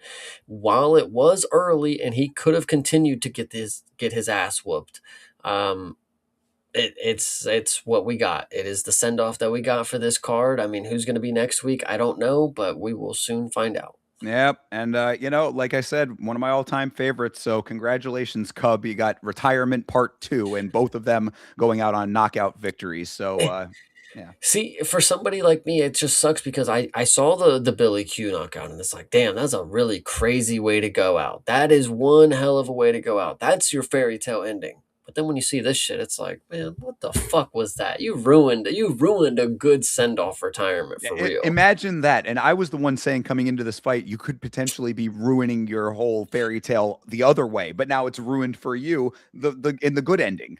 Yeah, Crazy. it's Crazy to think crazy. about. Yeah. I know. All right. Well, that is what it is. Shout out to Cub Swanson on a epic career that ends in an odd fashion, I guess. Yeah. All right. Moving on to the next one here. Oh, buddy boy. Chase, remind me, did we do the worst fights of the year as a metric on our year-end wrap-up? I don't think we did. We did the made me upset of the year. Ah, So okay. Well this then, potentially is gonna make its way onto the list. yeah, Yeah. I will add that as the category if I do not already have it. Of course, we are talking about Dominic Reyes versus Johnny Walker. Quite the dance between these two gentlemen, just two-stepping in front of each other for 3 whole rounds. What'd you think, Chase? There's just one main thing that I want to talk about, and I Yes. really don't have many things else to say about this because there's nothing to talk about. This again goes to the commentary glaze. This fight starts, man. Dominic Reyes, people praise him when they go in the gym. They know that guy is the highest fight IQ in the game. And then I watched for 3 rounds DC, the dude who just said that. He sat there and said, all he has to do is step left. All he has to do is step to his left, and Johnny Walker's right in front of him. 3 rounds of that. He never once did that. Highest fight IQ in the game. Everybody in the room, thinks that this guy is the smartest when it comes to the fight game. But stepping left is his fucking kryptonite. That I well, got it. that and a shit ton of leg kicks. I mean, like that was the one thing I had early on in this fight was I truly thought that Johnny Walker had won this fight with leg kicks alone. I was like, that was the only real significant thing that had happened. Reyes had a couple of high kicks that connected a little bit. I was like, this is one of those fights that it was so boring that you're having to go through it with a microscope to try to figure out where there's anything significant to give somebody a round or not for. And this is on rewatch. I mean, I literally had to sit and rewatch this fight. I'm looking at it and I'm like, what are the things that I'm going to say are the things that give either person a round here? And I thought that the leg kicks for Walker was at least something because there was so much nothing that I needed a something. Yeah, I also think that Johnny Walker won this fight, but when they read out the scorecard, I just wish they would have gave it a draw somehow. Like this was horrible. Nobody deserves a win. Nobody deserves upward trajectory after a performance like this. Right. That's the unfortunate part. So while I think Johnny Walker won, Dominic Reyes walks away with it and pray to God that he does not get an opponent upwards. Like Jesus Christ. The thing is the thing that made me mad about this performance is while instead of trying to actually set something up against each other, Dominic Reyes, the Devastator, whatever this dude's name is, this dude's got a mean boxing game. He sat there trying to set up fucking spin kicks. This fucking guy's like you can't make this shit up, dude. Like it's ridiculous. Yeah, I thought it was also very funny seeing Eric Nixick in Johnny Walker's corner between rounds. This was actually specifically between the second and third round. So this is going into the third round. Nixick is saying, push the pace. I was like, push the pace of this fight? Push the You pace of this fight. you didn't hear what he said going into the second round? What do you say? You're fighting a beautiful fight right now. Oh, well then there you go. I mean, look, I guess everything went right according to plan. This is Pat Barry all over again with Rose versus Carla too. Yeah, that I think they even brought that up on the commentary. They said, "Man, at least with Rose and Carla, like there was grappling or something going on. This you can't even talk about anything." Yeah, this was. I I mean, there was not much of anything. The crowd was booing before the decision was announced. I thought that that was very telling. It's like they're basically signaling that no matter who wins, we all lost, which is exactly how I felt about this fight. And you want to know a very funny point, Chase? I didn't actually do this as a short, but I was contemplating doing it, and I didn't have the time for it today. But I have been of the habit of putting out shorts of funny little editing moments when it comes to the VODs of these fights because I watch them all back. Paramount cut the VOD before they had announced Reyes's full last name. They literally, nice. it was, winner by unanimous decision, Dominic Rey, and that was it. And Yep. it's like, bro, even Paramount Plus was like, nah, we ain't sticking around for this one. Yeah, no, I definitely this fight here just blows. I'm just glad we don't have much to say about it. That's really all that you can say about it. So, I don't even really, usually I'll be like, yeah, shout out to Dominic Reyes for a fine win or whatever. This was one that we all lost collectively. So, we move on and we add this one to the fights that made us most upset of the year. I'll have to go back on the fight tracker and put that one in there. Oh yeah. All right.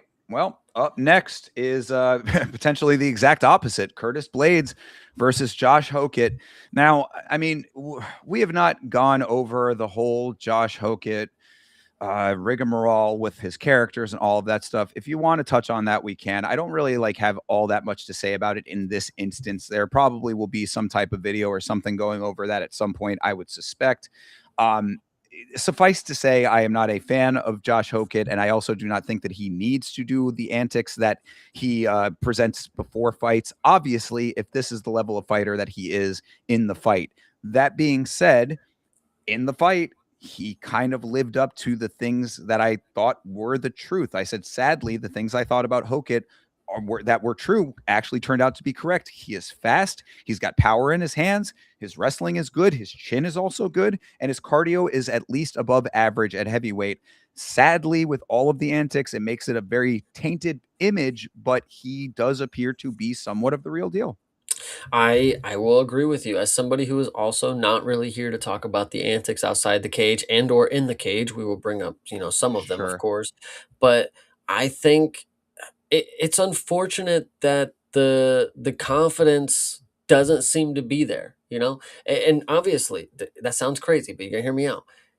If he was confident that he could put on a fight like this, fight of the fucking lifetime, whatever you want to say, fight of the year, he wouldn't have to fucking do a whole character outside the thing, you Yep, know? you are correct. I think I said that in your on the street word. Basically, it was I said that the whole antics screams insecurity, and it does kind of boggle the mind why he is feeling that this is the appropriate way to navigate his career when he is capable of a fight like this. That's exactly what I said. I said it's unfortunate that he feels that he needs to have some extra, curricular style of, marketing when this right here, this does all the talking itself. This fight right here, a fight like this, showing that you're willing to go all the way to the bell even when it doesn't go your way.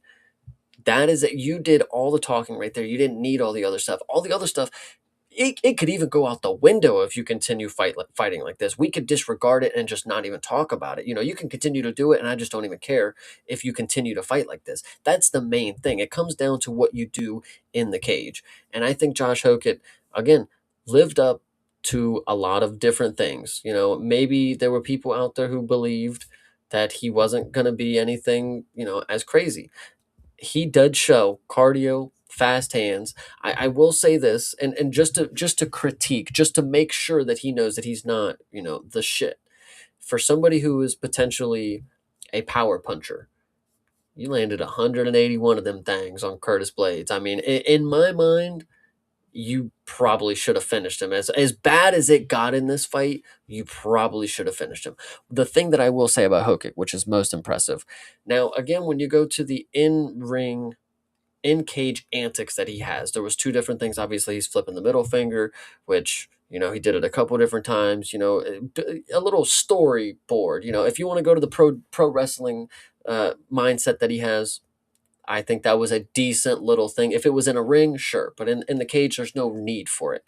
He also was doing the whole I'm wobbled playing possum type of thing, which I want to give him credit because he one was not as hurt as I believe that he was alluding to be. There were times where he was rocked, but I think he was just playing it up for the camera, like I'm hurt, like we're having such a crazy scrap in here, which goes to credit that he does have a chin. I mean, he was 100% willing to keep getting punched in the face, and he's going to have a good time doing it. He's having an entertaining moment, like, oh, you got me kind of deal. So I will give him credit on that end. And also, I mean, there was the moment in round one where Curtis got the takedown. It was after a flurry came. Curtis got the takedown, and I remember typing in the Discord. And I'm glad I didn't speak too soon. It was soon that I spoke, but I didn't say anything too crazy. All I said was, "Thank you, Blades."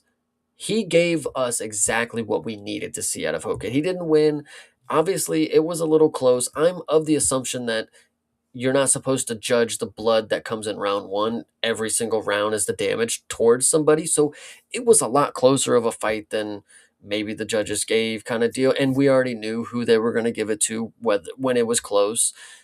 But the point is, I could disregard everything Josh Hokett does outside the cage. I will just not watch it. If you are able to put on performances like this consistently, now we'll talk about his next things going forward. So go ahead, talk about this fight a little more. Yeah, I think you brought up the takedown in the first round for Curtis. This sadly, and I know that a lot of people don't wanna go along with my line of thinking here, but I have been very vocal about my feelings when it comes to Curtis Blades. I like Curtis Blades a lot as a person. I wanna make that very clear. I think I have made that very clear. I think he is a very genuinely good person.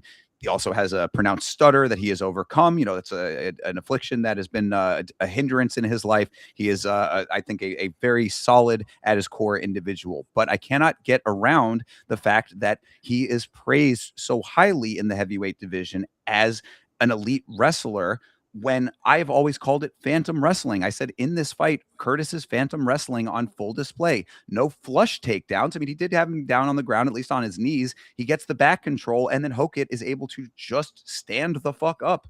I mean, this is one of those instances where it's like Curtis just he wants to give people the impression, not him, like, people want to have the impression of him that he is, I think, a level farther up than he actually has displayed over the course of his career. And that's not his fault. It's more heavyweight's fault, I would say. I mean, it's just the nature of the division being somewhat shallow in that department. But then you end up putting him up against a guy like Hokit who has the answers for those things, and it really goes to show just the level that Curtis is at when it comes to that specific point. Now, his toughness, I don't think anybody can argue that. I mean, this guy went through 3 rounds of absolute hell. I mean, this dude was looking like a horror movie by the end of this thing. Bloodied up all over the place, still swinging, still trying to rock him. Joe Rogan had said that Hokit's shorts were pink with blood, and that was accurate. That most of it was Curtis's.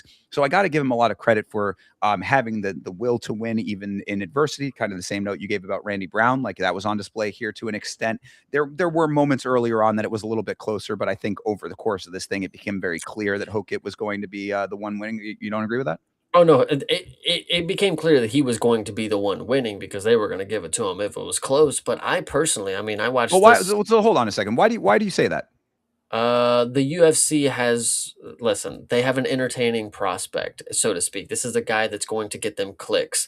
When you find out what happens after this fight, you can Right. see that this That, falls in line even more that that they needed this fight to go through because you know who's sitting right next to him is the guy who really likes fucking Derek Lewis, who needs a fucking opponent, brother. Yeah, So you are you took the words right out of my mouth. So yeah, I mean, just to finish up the thoughts on the actual fight itself, I'm in the same boat with you. It's like I do not like all of the antics. I think it is completely unnecessary. I don't like the sport getting anywhere closer to WWE than it already has become. It certainly felt that way in this instance with what we saw out of this. Now, what I would also add on to your note there is not only that the judges might have gone to Hokit for that reason, but also the sport is optics. And when you have a guy who is, doing what Hokit was doing in this fight, and then also doing the emoting, it signals to the judges that you are more confident, that you have the body language is there more. Again, it's a projection of dominance that whether it's true or not is almost secondary. I think that is the more interesting point to note out is because if you want to talk about optics, if Curtis Blades gets cut, that's fine. But Josh Hokett is wanting to have the appearance to the audience and to his opponent that he is of wobbled. Okay, if he's doing a good enough job, and even the commentators are sitting there screaming, "Oh my God, he's hurt! He's hurt! He's hurt!" Are the judges thinking that like because that's where I was thinking. It's like, man, if he's really selling it, if he's really selling that he's wobbled, to lure Curtis Blades in there, the judges would be thinking, "Oh man, he's fucking hurt, man. He's really hurt. Like that's a really damaging thing. Like he's wobbled around the thing. We even saw Cutelaba. The referee stepped in while he was on the feet while he was doing that shit against Ankalaev the first time they fought. Like it's if we want to talk about optics and how Hokit won because of optics, I mean, the judges probably looked at that. He's getting wobbled all across the fucking cage. I thought this fight was a lot closer than what it seemed. I upon rewatch, I still again when it comes to Blades, this is a fighter who is 19-6, who's been cut open plenty of times. He's got a lot of scar tissue against somebody who's 9-0 who came from a sport where he wears helmets. He's not going to bleed as much as the other guy. So if he gets split open in the first fucking punch of the fight and then he bleeds for 3 rounds, yeah, that's a cut being opened. So when I look at Curtis Blades getting cut open very, very early in the fight, I don't take too much into consideration because Hokit's wanted me to believe that he's wobbled all over the fucking cage. So that's why, again, it's hard to. This is a hard fight to gauge, I would say. But from what I have understood, from what Curtis has said, he has a broken orbital. He's got a broken nose. But hell of a fight he put on, I'll tell you that. Yeah, I mean, at the end of the day, that's really what you can take away from it. I mean, Curtis really tried his best out there and got bested by Hokit. I do agree that Hokit won the fight. So I mean, let's keep it 100 here. And all of the antics, I guess, apparently were going over well with somebody because, as you alluded to, Chase, mid card, this is a very rare thing to happen, but this fight concluded, and mid card, Dana went live on Instagram to announce to the world that Josh Hokit will be fighting Derek Lewis on the White House card. Yeah, so what's unfortunate about that is we just saw the hardest fight of Josh Hokit's career. We saw the hardest test that he's had to date. And now they're going to give him an opponent that's going to fall over and quit at the White House. That's the unfortunate part. Derek Lewis is going to give it a good 30 seconds. He'll probably whiff a big punch and get taken down, and Hokit will probably TKO him. And that's just, and it's not going to be like, oh my God, he fucking finished Derek Lewis. It's like Derek Lewis just rolled over and didn't do anything. Yeah, And that's what that. what I think a lot of people are forgetting about the White House card specifically when it comes to this fight that you're talking about. This is an event that is taking place outdoors, people. They are going to be out in the elements for this fight. So you not only have Derek Lewis, who indoors has those kinds of performances, but now you also add the relative humidity, the heat of summertime, all of those other elements as well. Yeah, I could imagine Derek Lewis is going to have a couple of problems with that. Yeah, I mean, it's just unfortunate that this is where we're at in the sport, is where we have a prospect who just put on a great performance, one of the best performances of the year. So what do? We give him a fucking layup. We give him the biggest layup that we could see. I mean, Derek Lewis is obviously a formidable opponent against the right type of guy, but name the last wrestler that didn't take this dude down. I don't know, guys. Just Oh, crazy to think about. definitely that. And also, like with the style that Hokit has, it's not even just getting taken down. It's the fact that he will take him down, get him up against the cage. It'll be one of those situations which Derek Lewis legitimately, specifically was in, where he is on one knee, hand to the side of the face, taking shot after shot to the side of the head, Yeah, because it's that's what Hokit will do. it's going to be an easy finish for Hogan, and that's unfortunately going to make him look like some crazy superstar at the UFC White House and get him a lot of publicity. But if he fights like this, if this is the off chance we get against a formidable opponent that's not just going to fall over and give up, I'll take it. I'll take it. Middle fingers up at the capital of the free world, Chase. Get ready for it. Yeah, I mean, he probably won't be the only one. I'm sure if he's the first fight of the night, sure, but anybody's going to be rushing to be the first person to say whatever on the White House lawn in their post-fight speech because that's the only opportunity they're going to get. So, Yeah, for sure. Well, I guess we will see about all of that when it happens. Last thing I do just briefly want to address Hydra. I saw your comments about Curtis Blades and his accolades at heavyweight wrestling. All of those, they're not phantom accolades. It's what do they accomplish? That is my point with all of what I'm saying. That you can have all of those accolades and they're all very nice. Where are the submissions? Where is the utilization of that to be an elite fighter? I mean, Curtis Blades has been elite in that division because he is better than most, but being better than most is all that it takes to be elite at heavyweight right now. And Hokit surpassed all of that very easily. And Curtis Blades has had that happen to him several times before. what I will say also about this fight, lastly, is that Curtis Blades had the commentary crew is like, man, nobody's ever made Curtis Blades look like this. They seemingly forget that he arguably got beaten by Kunaev in his last fight, and he looked exactly like this. He got bloodied up in the first round, and for the next 3 rounds, he arguably didn't win the fight, and then still ended up doing it. So I don't know where Curtis Blades didn't get the nod here, because once on the second rewatch, I mean, bro, you should not get bonus points for emoting. It's just not how that works. Curtis, he stood the game, and the striking numbers and everything on the stat sheet tells you that he won this fight. And even as close as it was in the moment, I thought Curtis Blades should have won, but they're going to give it to Hokit no matter what at that point. Unfortunate if that is the case. Yes. This is another instance where we have a Stephen Asplin style striker. I'm just wondering who's going to stand the test of time first, who's going to be the last guy to emote before they get cut out of the UFC. Well, Hokit will have that shot if he continues the way that he's been going. Yeah, no, I look, we're going to watch the White House card. We will see how all of that goes. We're going to see how Josh Hokit progresses in his career. And I'm, like you said, just make the fights entertaining is all that I can really ask for based on everything else, because God, was it a circus coming into this fight. Yeah, 100%. All right. Well, let's move on from that one. We can go straight into the co-main event of the evening here: Azamat Murzakanov versus Paulo Costa. I said, I am no fan of Paulo Costa. I've been a pretty ardent opponent of Paulo Costa for a long time. I think that he is definitely a person who reeks of Dana White privilege, but I will certainly admit he looks good at light heavyweight.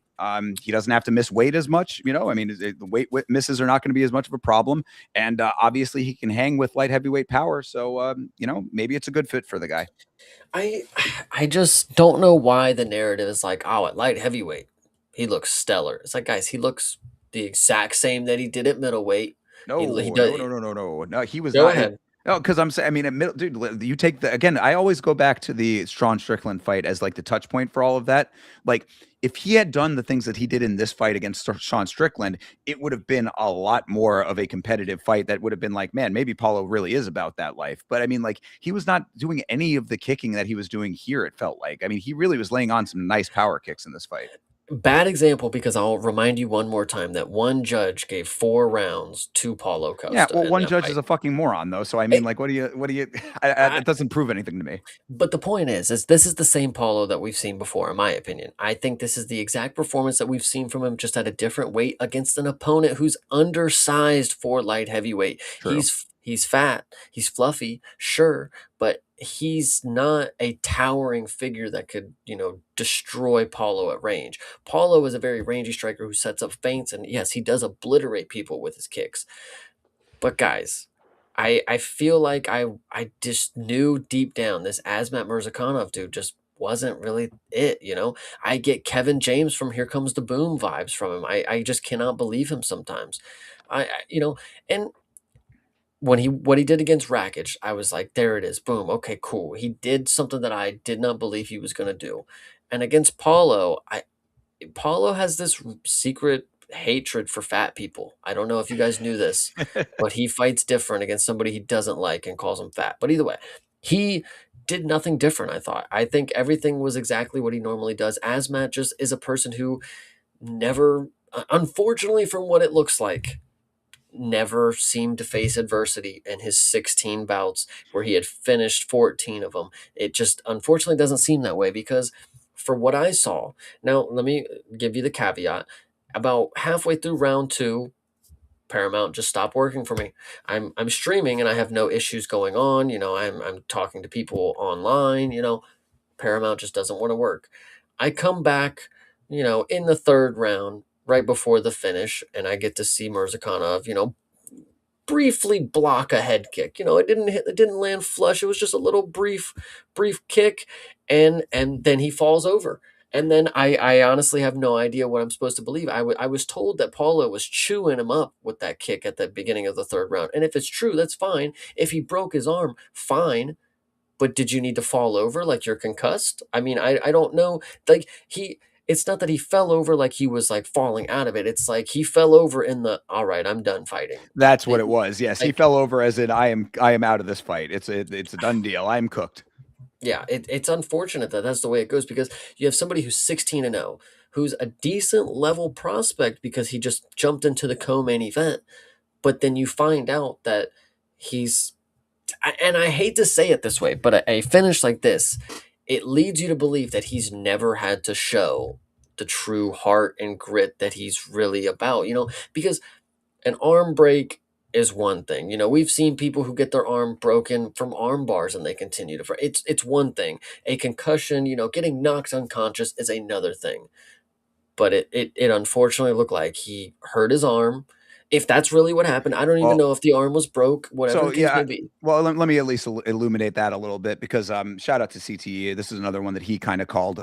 He said that apparently Mirzakhanov had his forearm broken before And I think even multiple times he might have had it. He said that one time was in the Dustin Jacoby fight, and I don't remember which the other one was. But so yes, apparently the forearm had been compromised at some point, and then got re-injured with that kick. So just to put that out there as like, yeah, there is apparently some legitimacy to it. But, for you to be at this stage in your career, if you have aspirations to be the champion, Jack Della Maddalena had some arms broken and he was able to finish fucking Gilbert Burns, It, for him to just fall over and verbally kind of tap kind of deal, or throw in the towel, whatever you would want to say. I mean, it's just unfortunate for the people who really backed this guy, who really believe like this is the guy who's going to be the champ. He's going to change the division. He really is going to do this, and then you see just what he's made of. Like he really just did. Paulo Costa hasn't had a finish since 2018.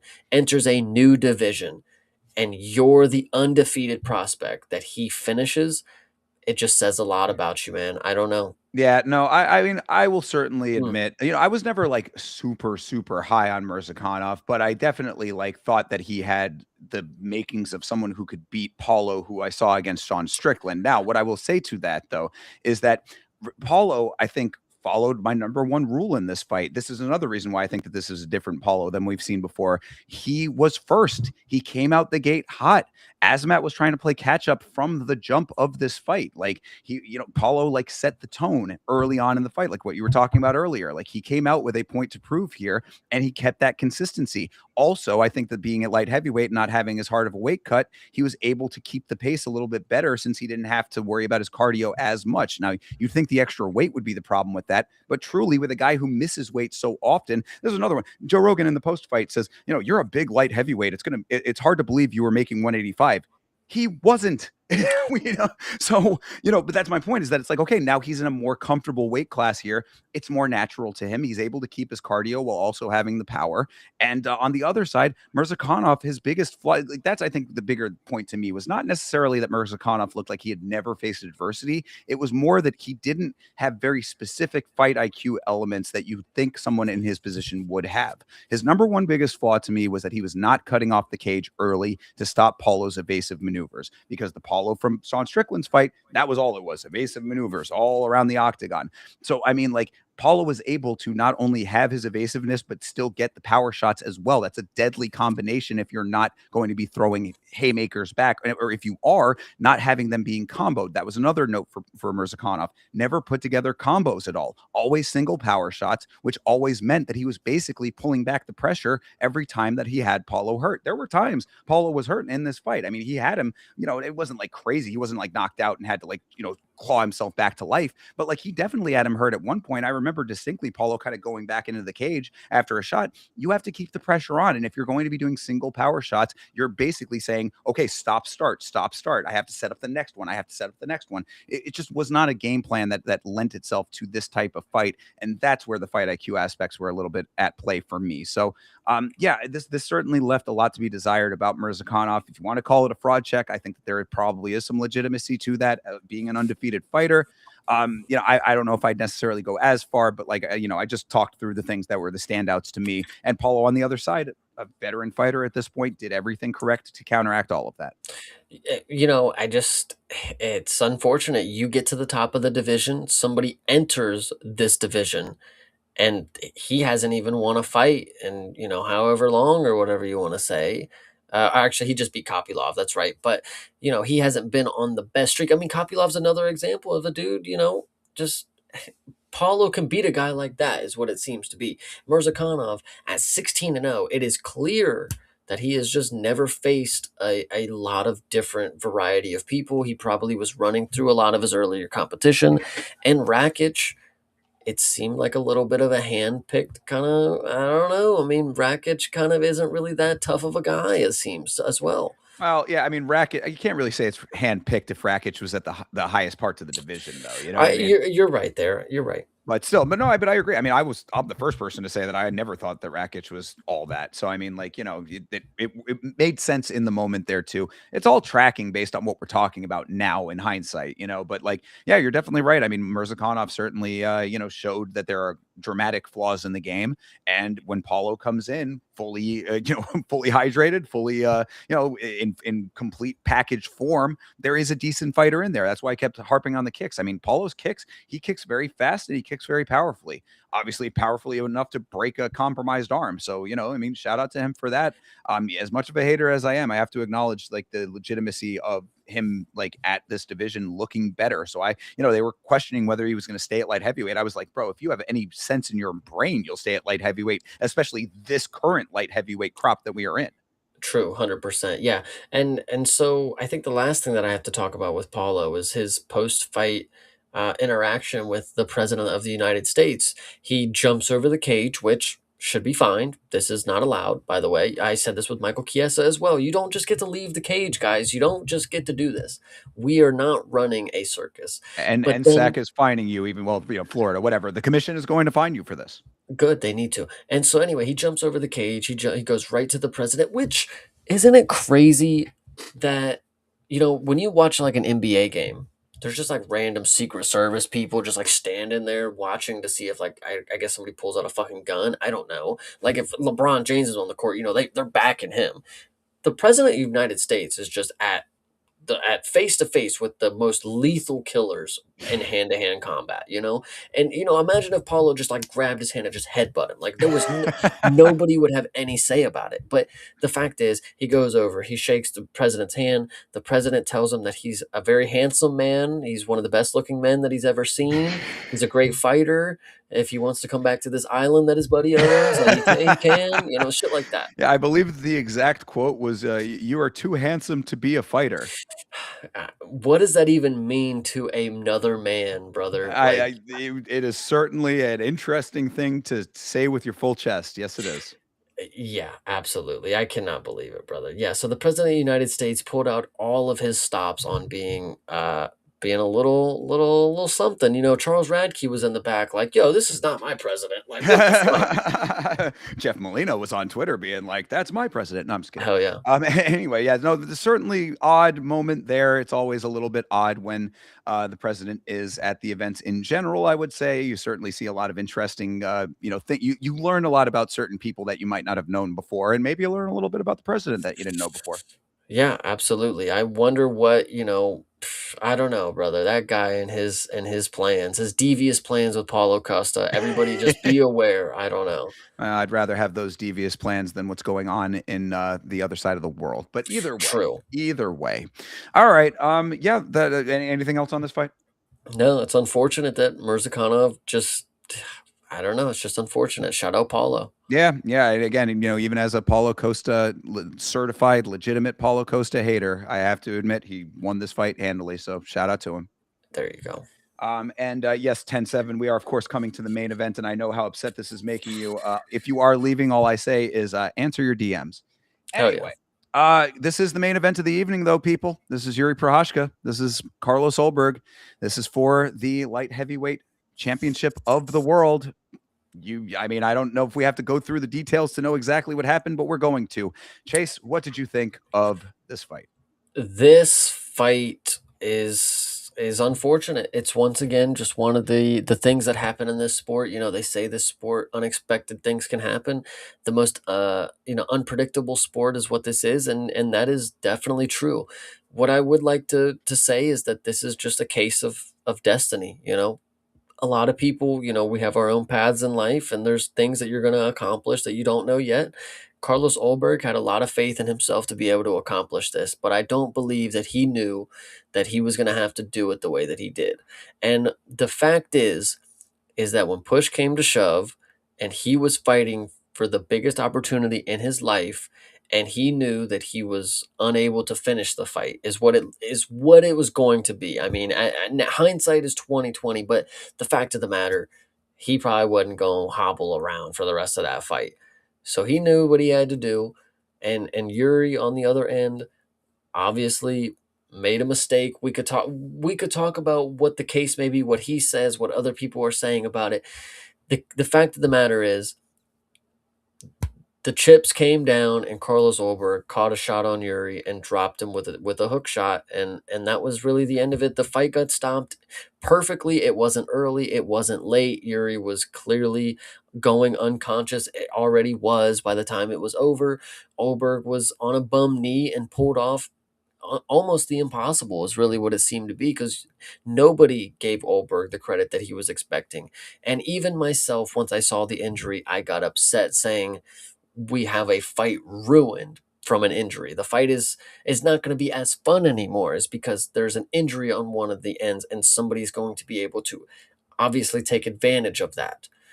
Unfortunately, that is not the case, and Yuri, I the way that I would see it, and a lot of people, he says mercy. I don't believe that, because bro was kicking him in the fucking leg as soon as he saw him hobbling around. My thing is, I think Yuri in his mind, it, the warrior spirit, samurai spirit, he's like, I gotta have an equal fight. We'll stand right here. We won't use legs now. And that's obviously not what he fucking did, but he was going through a lot of emotions, didn't really have his mind set on what he was gonna do. Did he want to win? Did he wanna just have a fight with him? Like, the fact of the matter is, he got clipped and caught, and he's not the champ. And it's just sad, unfortunately. Go ahead. Well, I know. I think that you set me up perfectly. You talked about the warrior code and all of that. I said if you are in a fight, you win the fight. That is what you do. You don't pragmatize the affair. You don't complexify the situation in your mind with your empathy or your Bushido code or whatever the fuck. Yuri sold this fight. And guys, I hate to tell this to you because I know I've been hearing it in the Discord. I'm hearing it from the conversation in the community. We all love Yuri. We all love the samurai, the nature, the fact that he has a fight style that's very entertaining and he comes back from the jaws of defeat to snatch the victory. All of those things. We like this about Yuri. He's a lovable character in this sport, but that does not give you the leeway to sell the fight the way that he did, and then also to lay any kind of blame on Carlos Ulberg. That's really the narrative that I am trying to counter here today. Carlos Ulberg, on one leg, knocked this man out, knocked out one of the best fighters in the UFC, a man who had never been finished by anyone but one of the greatest fighters in the history of the sport. Put some respect on this fucking man's name at this point. Like, it's baffling to me to hear the way that people are portraying this, that this is, oh, Yuri just decided that he was going to lose this fight and did it with this mercy in mind. That's on Yuri. You should be criticizing the fight IQ and not necessarily even the fight IQ, the fight navigation, the knowledge and the determination to win the fight. Now, I'm not even saying, like, if he had that in his mind that there was some kind of like pullback that he needed to do, then it should have been something that was a momentary, a momentary glimpse in his mind, where like almost immediately when it happened, because that's when he was like kind of emoting a little bit, like, oh, stand here, we can fight like this. If he doesn't engage in that way with you, then you go back to plan A, brother. You get back on the A train and go right down the line, which he did not do. So to say that this one-legged man got this fluke victory, this is not a fluke in the sense that it was a crazy shot that landed. It is a fluke in the sense that it should not have been these circumstances, but it was. That's all I'll say if you want to go even fluke territory, which I don't even think it was. I think that this was just a dude who was more determined to actually get the dub than another guy. And that's what you should be taking away from this thing. Ulberg won this fight fair and square on one leg. And like, just a little other part of this narrative. I had Yuri to win and round 2 to start. That was my bet. So I'm sitting there watching all of this, and it's coming to the end of the round, and I'm like, let's just see if he can actually make it towards the end of the round, get through this round, and we'll see what happens in the second round. Because like you said, we all kind of knew that this fight was going to be over one way or another. If, like at some point, if it was going to be the first round, second round, it could not have made it to the third round. I highly, highly doubt that would have been the case. Then you see the shot land. You see Yuri go out. We had the perfect angle of it, too. We saw Yuri go down, saw his head bounce off the canvas. All was in place to be a perfectly fine stop.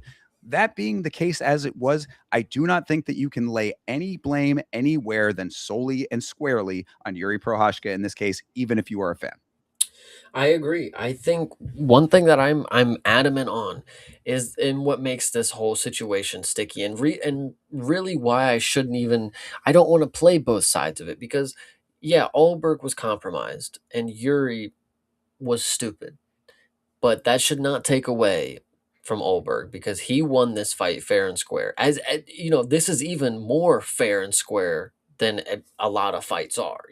This is somebody who is less than 50% and he was able to pull out the dub. Ray Longo, had that dude as hilarious. He had the funniest clip ever. He's talking about the fucking Karate Kid. He's right. I mean, you show no mercy, brother, and whatever. But either way, Carlos Ulberg, I think, is really a lot of the stuff that he's been saying about Yuri post fight.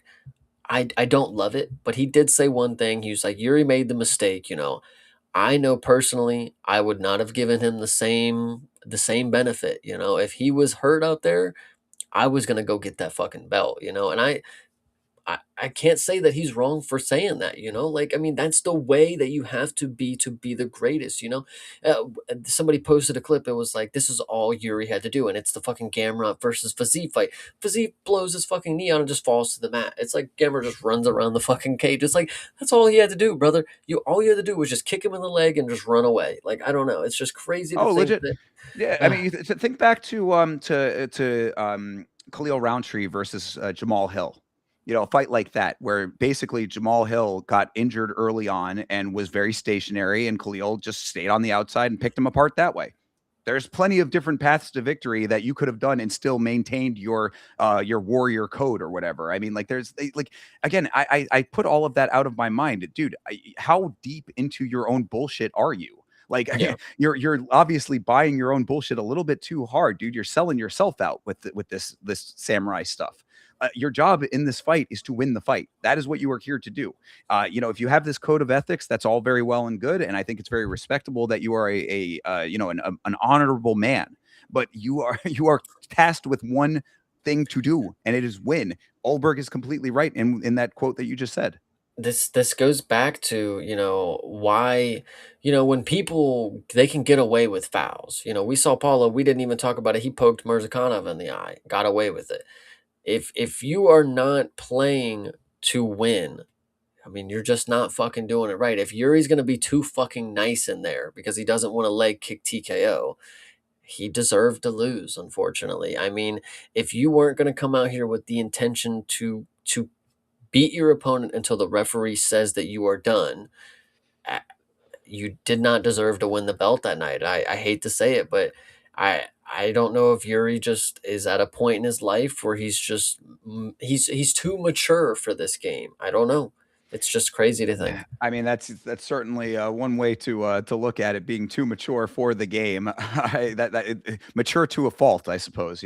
I mean, he's too ethical. I mean, his morals really ruined his way to victory here. Like, even Olberg is a young guy who he wanted this so much. He was going to do anything to get this. If it's a compromised opponent, if it's a dude at 100%, it doesn't matter. Yuri, on the other hand, he's been there. He wants a fight with a guy. He's not here to just get the belt because that's his lifelong dream. He wanted a fight. And if he wasn't going to get him at 100%, all right, we're going to stand right here and we'll do it. I won't be at 100% either. And there's what you fucking get for it. He played the game and paid the price. Yeah, That's what it comes down to. that's legit. That is super legit what you just said. So, yeah. Well, I mean, I guess to take it on to the next phase of all of this, obviously Olberg is compromised now. I mean, I believe it was Dr. Brian Sutterer, one of the greats of the space, great YouTuber and doctor, saying that I think he said it was an ACL blow. So, Yeah. that's I think he said 9 months to a year out. So this is basically Hamzat part two. Now we have a champion who's not going to be able to defend for a long time. A lot of speculation about what happens to the belt. Do you think that they strip Carlos Ulberg? No, because they have a big demographic coming from that region. They would love to run him around as champ and get a bunch of publicity for the UFC for the next card that goes to Australia. And he probably will not be headlining it, of course, but they would at least have the idea that, oh, there's a champ in the building that's from our region, our neck of the woods kind of deal. And yeah, they won't strip him normally because we don't strip people for injuries that often. Yuri vacated his belt when he got injured. Jan, I'm pretty sure, also vacated his belt when he got injured. Jamal Hill vacated his belt when he got injured. This is just this division, unfortunately. I mean, but Carlos Ulberg's going to hang on to that belt until he's ready to defend it. And to be fair, I think that is valid. I am not thinking he needs to be stripped. The way he won it, destiny, fairy tale, whatever you want to call it, that man's the fucking champ to me. I mean, let him. He earned his injury and his belt. That, That's that the thing. that literally two points that I would say. A, that point that you just made, and B, the nature and state of the light heavyweight division does not warrant a stripping. Because what are you going to do? You're just, I mean, like we literally were just talking about this in the Discord. Light heavyweight is possibly the shallowest division right now, based on the fact that Alex has left and the shambles that he left the division in, when in his wake, basically. So what do you do in that regard? I mean, that doesn't make sense to strip this guy after he won it fair and square, and then do what? Have two guys coming off of losses also fighting for it again now? It's just there's not a solid path for a stripped champion and then another setup like what we just had. So I think leaving the belt on Ulberg is perfectly fine. It's more so to me like, what do you even do as far as the next challenger goes? I have said that really what you should do is very much similar to what Khalil Roundtree had, where you had a person jump up from very low in the rankings to challenge because you think that they have that potential. Now, I don't think that this guy is necessarily that, but the one name that stuck out to me, Volkan Oezdemir. That's the one dude that is somewhere in a position that I think could make sense at a lower rank to actually, come in I believe he's coming off of a win. It's like everybody else that this division is so in need of a rejuvenation that I think it's the only person that would make any semblance of sense until the division works itself through, which I also had said this division is very similar to where welterweight was like about a year and a half to 2 years ago, right after the Nate Diaz, Jorge Masvidal era, coming into the Leon era, leaving the Kamaru Usman era. That was a transitional period. Light heavyweight is in desperate need of that type of transition, and we're just gonna have to see if it actually happens. Yeah, I don't hate the Volkan Oezdemir pick, but I think it's obviously going to be Gushkov if he beats Jan in their fucking rematch that we're randomly having. Um, Also, if you want to know the sleeper pick, you ready? So if Volkan Oezdemir and Dustin Jacoby get matched up, I think those will be your selection of your low ranked person coming off of a win to throw them into the title fight. So Dustin Jacoby versus Carlos Ulberg. You let me know. Has this already happened? Actually, now that I think about it, Yeah, that that's a might good question. might have already happened. Go on though. But either way, no, I mean, but that just the idea that those are the fights that are potentially making title fights in this division should tell you everything that you need to know about the division right now. There is a definite need for new blood. That's why we were saying. I saw you in the Discord say that Paulo Costa, is being talked about for a title shot now, based on that win that he just had at light heavyweight. I mean, that's very, very crazy. But he is a fighter who has had success at a lower weight and is coming up basically riding his own wave, and he's coming off of a victory. So is it that crazy? It is crazy, but is it that crazy? Is all I'll say. It it is crazy because if you want to think about it, we also have somebody else who's going to emerge into the light heavyweight division. Two new people, actually. His name is Robert Whitaker and then Renier de Ritter. So these people are going to have to fight Paulo Costa. That's the way that I would say it. So That, or you just fucking you put a goddamn rocket on the back of Ivo Baranchevsky and shoot him to the moon. God damn it. facts, yeah, definite facts on that one. No, Yeah. or Yakiayev, of course, absolutely. That's we really, I mean, either one of that, but you know what I'm saying, like with a Yeah. person of that type. But that's really what this division needs at this point, is really to just start hot shotting a couple of people up. And I'm not even saying hot shotting as if they don't deserve it. I'm saying hot shot them in the sense that you need to just start jumping over people at this point. This has been a merry-go-round with Alex at the top. We've had everybody getting sorted through. There's really no new blood in that range right now except for Carlos Ulberg. He's now going to be sidelined for a while. This is your window of opportunity to start cycling things through and getting yourself in a position so that when he comes back, he's ready for somebody actually worthwhile. Yeah, because if you look at the rankings, I mean, I can tell you right now, Azmat Mirzakhanov, for me personally, I mean, if you want to consider him he might stay ranked for a little bit, but lower tier ranked kind of guy is what I would say for after a performance like that. Sure. Johnny Walker and Dominic Reyes, they both need to not be ranked after performances like that. And I'm not saying that just from that performance, but these are not the these cannot be the best talent that we have on the planet, like right now. Like these guys, not top 15 is what I would say. When you also look at Nikita Krylov, I know he's coming off of a win, but we got to have better options out here, is what I would say. So just looking at it quickly, that's what I would. It's just crazy to think light heavyweight is just really not in the best position. No, it's super. That rundown that you just did is a perfect exemplification of just how cooked the division is right now. So, yeah, I mean, you need to rejuvenate this thing almost immediately. You've got a decent couple of hot shot prospects or ones that could be hot shotted. Let them have the jump. I mean, you got to do it for the sake of the division. If not, you're going to end up in a situation where this is going to be one of the most shallow divisions for quite some time. And I do see 10-7 saying, Hamzat has been talking about moving up. That could be a shakeup of the division to an extent, but again, that's only one person, and that's somebody coming from a different weight class. You need actual light heavyweights to make light heavyweight, is what I would say. Absolutely. And I don't know. This is just unfortunate. Carlos Ulberg, though, once again, I'll say, earned his belt fair and square. Hang on to it for as long as you can, but I would not necessarily be on Ariel Hawani be talking as hot as you've been, because it's just one time that you won the belt off of one singular shot. You're not going to knock everybody out. You're not Alex Bajeda. I mean, that's just the case of the matter. So I'll wait to see you defend the belt. I want to see you defend this belt specifically. I agree. I agree. And I mean, look, guys, I maybe we've been a little bit harsh on Yuri, perhaps. I think it's all warranted, but it is tough talk. You're well within your rights to be sad, is what I would Mm, say. I mean, Yuri is a fan favorite for a reason. He is a beloved figure in this sport. I think at his core, he is a very kind-hearted and genuinely good person, it seems to me at least. So I think that you are well within your right to be upset with how this all played out. Just recognizing the reality is all that I would say should be in order. yes. Yep. All right. Well, that being said, that is UFC 327 Prochazka versus Ulberg. Chase Parton, after talking through this card, what'd you think?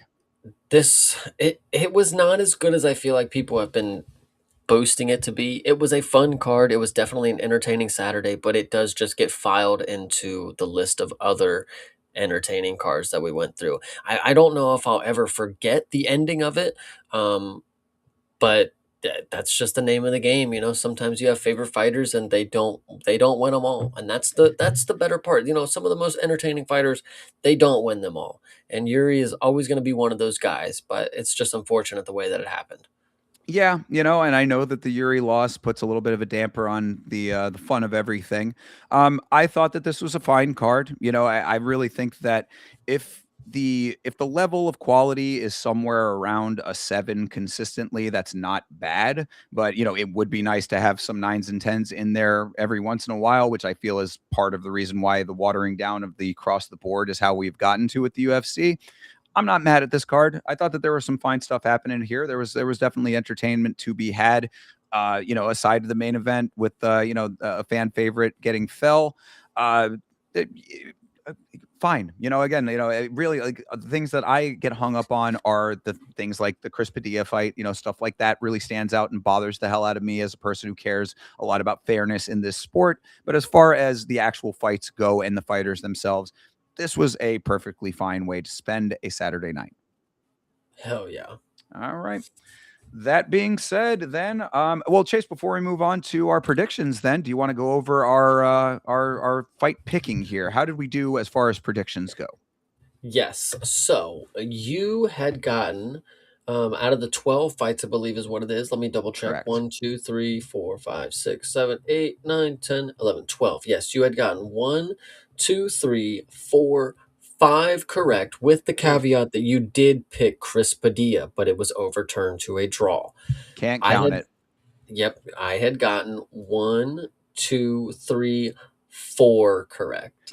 Yikes, we did pretty bad this week. Oh man. All right, well then where are our overall numbers then, Chase?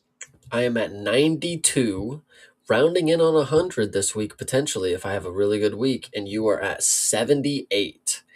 All right. I mean, Still hey, 14. It's just 2 good weeks, and I think you've caught up. I mean, this is I'm slowly starting to claw my way back into the picture here. So good deal. It's a All long right. Well, year. It's only it we're only in the first, the first third of it. That is very true. Anything can happen going forwards, and we'll see how many really good weeks we can have. And of course, this week is going to be the week that both of us get all of them right, even if we pick differently. So Yes. I don't know how that works, but we'll make it work. This is UFC Fight Night, Burns versus Malott. Of course, if we do pick differently on this card, myself and Chase Parton, we are streaming to our individual channels. You pick the channel that you think has the better picks, and you like that stream. Yeah, absolutely. So for this first fight, Mike Malott versus Gilbert Burns, Yes, or well, the last fight, the main event of the card is what I should right. say. I would like to believe that Mike Malott is going to go ahead and win this one, but I have done shit on these main events for this year. I really don't even know what's going to happen. Gilbert Burns looked very good against Jack Della Maddalena, won those first two rounds, and then ended up getting finished in the third.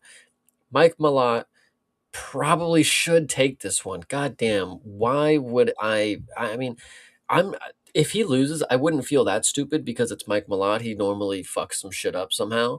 But I'm gonna take Mike Malott and I'm gonna pray to God that he gets this one done. Yeah, I am in the same boat. Gilbert Burns is always yet another one of these guys that I felt, had a lot of the good qualities and got so close to being in that elite echelon and just never put all of those pieces together to actually make it real. And at 39 years old, I mean, that's also playing a bit of a factor. I didn't realize that Mike Malott was 34. I mean, that's actually not that far apart and not that young in this sport either. So that's an interesting note to all of this. But Mike Malott, the one thing I will say, and the reason that I am also going to be picking Mike Malott is Malott, I think, really a lot of people get hung up on the Neil Magny fight, which I think is entirely warranted. This is one of the craziest reversals of fortune that you could ever see in this sport. It certainly stands out to me as a wild instance of a person who had everything going correctly and just to flip the switch to lose. I really have never seen anything quite like it. That being said, we have seen some pretty solid performances out of Mike Malott after that. I think technically his striking is decent, and really it's going to come down to him being able to stay on the feet. Now, Gilbert Burns, of course, is a very skilled grappler. He's a dude who will take you down and he will try to smother you for a while. He can hang on the feet as well if it's going to stay there. So it's really a matter of if Mike Malott can stuff these takedowns. To me, I'm going to just hang my hat on and pray to the higher heavens that Mike Malott actually is able to do that. So I too will take Mike Malott. Hell yeah. All right. Next up, this is a co-main event right here. Kyler Phillips versus Charles Air Jourdain. Now, of course, Charles Jourdain being in it, that makes sense. But Kyler Phillips coming off of a loss, no? Yes, absolutely. He lost to Rob Font, I believe, is what There it you go. was. Let me double So check on that. No, Rob Font and Vinicius Oliveira. Yes, that is so two losses back to back. two losses in a co-main event. Man, Canada's getting the cream of the crop. What I will say about this fight is initially I want to say that I find it annoying that Louis Jourdain is not also on this card, but we'll talk True. about that another time. This one Yes. is very easy for me. Kyler Phillips is one of these guys who has a good first round, looks like $1,000,000, does fuck all for the rest of the fight. Ends up just losing unanimously because he doesn't have anything to offer for the next two rounds. It's as if his game is so easy like to figure out that most people round two and three they he's a one trick pony kind of deal. Yeah, it's so easy to figure out. They just do. Yeah, exactly. And Charles Jourdain, now the record may not show, but this is one of the most skilled people in the UFC. And this is also, you have to remember, Charles Jourdain had a whole career already at a different weight. He has dropped down to bantamweight, the same division as his brother, and he's able to, he has a lot better he has a lot better size for this division. Of course, he's a lot bigger of a bantamweight rather than a very average sized featherweight kind of deal. So Charles Jourdain, with every skill in the fucking book, I'm gonna go ahead and take him by finish because he really does. He can do it on the feet. He's one of these guys that when it comes to all the things that you need to be a champ, he has all of them. He's just not gotten the opportunities. I feel like he's just not been. He got knocked out by Jean Silva, who missed weight. Like, just let's keep it out there. Like, that's the only reason that he ended up moving down is because some fucking fat slob. Anyway, Charles Jourdain is one of these guys who will mess you up on the feet. He will just make you consistently think about what is coming next on the feet from him. And then the moment that you think you figured out, he hits you with something crazier, you fall to the mat, and then he'll jump a ghillie and finish you. He's got it all. I really like Charles Jourdain. This is an easy pick for me. Yeah, yeah. Honestly, I'm in the same boat. I mean, I recognize that Charles Jourdain has had like elements that have been like things that stick out to me as like red flags, I guess you could say at times. But Kyler Phillips is someone that I was very high on for a minute. Like when I saw some of his earlier fights, I was like, "Oh, Kyler Phillips, this might be the guy. This might be one of these dudes that I should keep an eye on." And then time over time, I have seen him prove to me that he is not that guy. And Charles Jourdain, as you said, he's a Swiss Army knife. I mean, this guy really has a very well-rounded skill set that is applicable to all aspects of the fight. I mean, this dude will strike with you if you want. He'll level change when the time is right, and he'll catch you off guard with something that you didn't see coming. That all tracks really well with what I think Kyler Phillips's main strategy is, which is basically good movement on top of solid volume striking.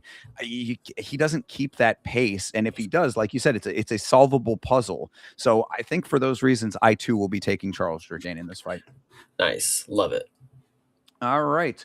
Well, next up, I love this. This is my dude, Mandel Nalo, coming off of the Contender Series. I mean, he had one fight where he already won in the organization, but he's making his mark in his home country now versus Jai Herbert, who, I mean, Jai Herbert is just such He a has crazy. not. He hasn't performed in the UFC Oh, yet. this is his debut in the UFC. This My is bad. his Okay. debut. Yeah, I had to double Oh check on that. shoot! I thought I mean I must have been confusing him with a different Canadian. Oh, I'm probably confusing him with Louis. No, maybe Louis has not had it. Oh no, he has. He had that weird fight where it was just the dude was trying to wrestle him the whole time. Either way, whatever. Take it back. Mandel Nalo making his debut. I like the guy on the Contender Series. He is a Canadian. He is going up against Jai Herbert, a dude who's just very strange to me. I mean, just Jai Herbert is a guy. This is the dude who head kicked and dropped Ilya Taporia over here.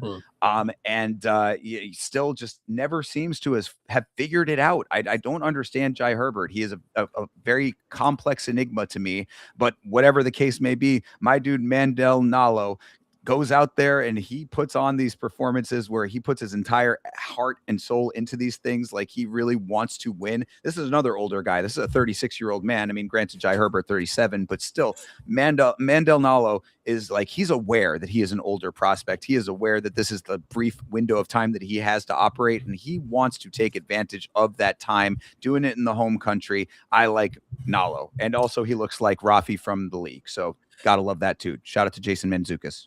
Yeah, I will definitely be taking Mandel as well on this one. Jai Herbert again, not he dropped Ilya, but that's the only thing that you can give him to his name is that he did something that nobody else has done yet, kind of deal. And Nalo, again, these it's a prospect that we don't know too much about, but he came into a fight, and if you remember back on Contender Series, this is they would do a little promo from the person who picked their fighter. So you would have Sean Shelby or Mick Maynard or Hunter Campbell, and they talk about their fighter. The dude that Nala was going against, you would have thought that he was fucking RoboCop from the way that Sean Shelby was talking about him. He thought that this was the greatest fighter that he's ever seen. It was the toughest guy ever. 13 seconds or whatever, Nalo just fucking sleeps him on his face. Like, Hell yeah. and Nalo is one of these guys that's unsuspecting. For a 36-year-old prospect, it's going to be interesting how they navigate him. Obviously, giving him a 37-year-old on his debut is pretty clever. But Nalo, his physical attributes are leading me to believe that he's going to be able to perform past a 36-year-old timestamp. He looks fast, he looks powerful, and he's got a 100% finish rate. So, what can you I say? mean, you're speaking the language right here. And also, I think that Nalo, even if it's not the craziest record at 14-3, he does kind of pass the test of what you have said. I mean, you've usually applied it to South Americans, but I think the basic concept still stands. He's not a Contender Series guy who's coming in with 3-1 or whatever, 5-0. You know what I mean? Like he's not a guy who's like super green. I mean, he's been around enough to have enough of a basis in this sport to be able to navigate savvily. I would think. Jai Herbert's not exactly the most dynamic fighter on the planet. He has his moments, but he's not a guy that I would be like super concerned about pulling some rabbit out of the hat sort of deal. So I just think that Nalo comes in with a lot of attributes that make him the more attractive pick on this one. So for that reason, I will go with it. But I do see it in the chat and have to bring it up. Chase, what do you think of the nickname Rat Garbage? It is an interesting one. He actually has a couple different nicknames. When he was on Contender Series, they called him the Czar at first, and I didn't get how that one.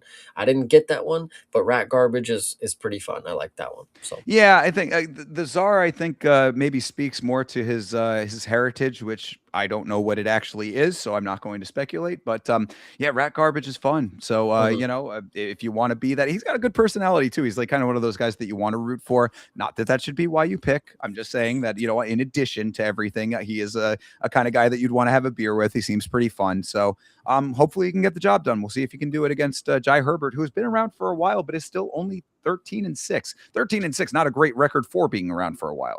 true, 100%. Yeah, so we're So taking Nalo. we're taking Nalo. We have not differed yet. We will see if maybe this is the one here. Jasmine Jasdavicius. She's going up against Karini Silva. What do you think? This one's easy to me. I mean, Jasmine was having a really good run up until she ran into, I mean, the second best woman in the division, I mean, and she got clipped and she got hurt early. And, rematch could be warranted if she continues to do some good things and we reach back up here and there's still only Manon in front of her. But I don't think Karini Silva is going to be able to do anything like what Manon was able to do. Jasmine's got really good wrestling. Karini Silva, from what I remember, is decent at grappling, but the stand up is just nothing that I care about. So, Jasmine, I would really want her to win, and I'm going to hopefully put stock in her that it was just a slip up and she got caught by a really good competitor. But now we're back to just can crushing. So, Yeah, I mean, you're nailing every point that I was going to say, basically. I mean, it is very unfortunate that Manon Furo is just that good because Jasmine had been making some really impressive strides. I was really hoping that she was going to be one of the like standouts for Canada. And, going up against one of the best in the division and losing should age well, hopefully. And it's a fight like this that's going to allow that to happen. So I'm hoping that with that all being the understanding, she comes out here, takes Karini Silva out. Another person. I mean, 19-6, not the worst record in the world, of course, but the 6 losses stand out. Considering that she's never been super dynamic herself, this is not a person that you look at Karini Silva and you think, oh, that's title bound. She's just another competitor in the division. She's another person that Jasmine should be able to step over to continue being on the rise into elite status. If she is that person, Jasmine Jasdavicius, I would love that to be the case. Losing this fight would probably change my perception of her, but that remains to be seen. So until that actually happens, I will be keeping my faith in Jasmine Jasdavicius. Hopefully, the Manon Furo loss is just a learning experience for her, and she comes back better because of it. absolutely. So, both taking Jasmine. I think so. I think so. I think we have to here, and another Canadian doing it in the home country. I think this is. I don't want to say that this is a layup. This is not necessarily a layup. Karini Silva is not a layup. Can this? I don't. I wouldn't go as far as to say that she is a can. But if Jasmine is about her shit like we thought that she was, this should be a fight that is winnable for her. Yes, absolutely. All right. Tiago Moises is still in the organization, and he's going up against Mr. Gage Young. What do you My think about that? guy, Gage Yeah, Young. your I buddy, even though he's lost a couple of them in the organization. He has a win. I had to double check. He came off a win against Mahashate in Macau. Last year in China, Oh, went to China and beat somebody from the region. So he's got, he's a young guy. He's willing to travel the world. He's got heart. I've told you guys, when it comes to a very basic all around game, Gage Young has that. He can beat somebody who's just not that guy and or never was that guy. Tiago Moises, we've seen him. I've watched replays of him go into great fights with fucking BSD. But then I've also seen him get knocked out by Jared Gordon, who got hit by a car the night before. was that I'm that gonna, fight? I'm like 90% sure. Let me double check. I'm No, pretty I don't sure. think that was because Jared Gordon lost that Jared fight. Gordon, no, he knocked him out. Yep, knocked him out. He knocked him out in that fight. Oh, I mean, he might have knocked him out, but I don't think that was that fight, though. No, that fight where he got hit by the car, I'm pretty sure that was that fight. But either way, Tiago Moises got knocked out by Jared Gordon. I think Gage Young is going to have a field day. He looked very good in his performance against Mahashate. I thought he proved a lot of the haters wrong, and I still think that he's going to be a decent sized dog in this fight. I'm going to take my guy Gage Young, and I hopefully am going to be the one of only people to bet on him. And I hope that UFC predictions tracker is going to be labeling me as the king after this. Well, good luck to you on that one. Um, the issue that I have is that Mahashate is one of the weaker of the region. So I would say that Gage Young is good, not great, based on the losses that I have seen. I certainly saw that fight with him and Mahashate. I don't remember it off the top of my head, but I was watching the Macau card, so I definitely saw it. Um, Either way, I, I I'm kind of leaning on veteran status here. I didn't see Gage Young have like a ton of power in his hands when it came to the other fights that he had lost. Mahashate, like I said, not one of the greatest from that region of the world. He's a dude that I think you should be able to beat if you're in the UFC. Thiago Moises, I think, has more maybe skills in the arsenal than Gage Young does, but Gage Young is a good wrestler, though. So I think that that might be the thing that keeps him on the feet. Tough one for me on this one as far as all of those dynamics go, but I am going to lean on veteran status. I'll take Thiago Moises. Okay, we will see how that ages for you. I'm Yeah, excited. indeed. And look, if Gage Young can pull it out, prove it. Just prove it to me, because again, like I don't take away elite fighter out of a Mahashate victory. You beat Thiago Moises, still might not be the one that says elite, but at least it'll be one where I'm like, look, I got proven wrong here. Got to give a little bit more respect to the guy. Absolutely. I love it. All right. Next up, Dennis Bazukia is going up against Marcio Barbosa. Now, Barbosa is a dude who was supposed to debut earlier, and now he's here. What happened there, Yes. Chase? On Adesanya and Pfeiffer, we made a prediction for Marcio Barbosa versus Zhu Kangji. That fight did not happen on that card. I don't know if there was visa issues. That would be my assumption with Zhu Kangji. I would just assume they couldn't make it in. That shit happens apparently the week of. I don't know how that works, He but doesn't have the main line to the president. exactly. He doesn't have all of his documentation ready to let the Dana White know where he wants to go on this globe. But either way, yeah. So I don't know exactly what to expect out of somebody who had a fight and then it, didn't come through and then now he's got to get ready for a different fight. What are the mental tolls? Like, he was ready to go. He's ready for a fight a couple weeks ago. What are we going to see now? I mean, he is somebody who is 17-2 with 14 knockouts. I mean, he's on a 5-fight or 4-fight knockout streak right now. But that's just outside of the UFC and then Contender Series. So what would you say, Thinker? I will ask you this. I mean, to one Yeah, point I'll note, South American, one Contender Series fight. He's 17-2. This is a record that you have to pay attention to. Not 6-1, not 5-2, not 7-1.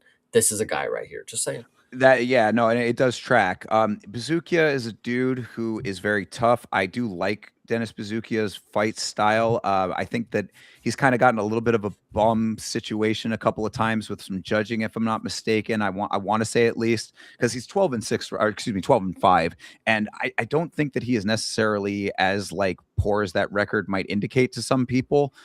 But he's going up against a power striker, and he will strike. That speaks to possibly things not going his way to me. I'd be a little bit concerned if he thinks that he's going to be able to get into a firefight in this fight specifically. And Bazukia does have a past of being willing to go into that situation readily and willingly. So I'm just a little concerned that he's going to get caught by something in this fight. Yeah, it's another tough one in that regard, because again, more information needed about Barbosa, but knowing that he is a credentialed guy coming off the Contender Series, this might be one that leaning on that might be the way to go. I don't know, man. I'm going to take. Jeez, I'm going to go with Bazukia. I'm going to go with Bazukia. I'm leaning on it. Okay. Leaning on the. I got to stick to my guns on the guy coming off the Contender Series kind of thing. But I do acknowledge that if he loses, I'm not going to be super surprised by it. Good deal. I appreciate that. Well, so what about you?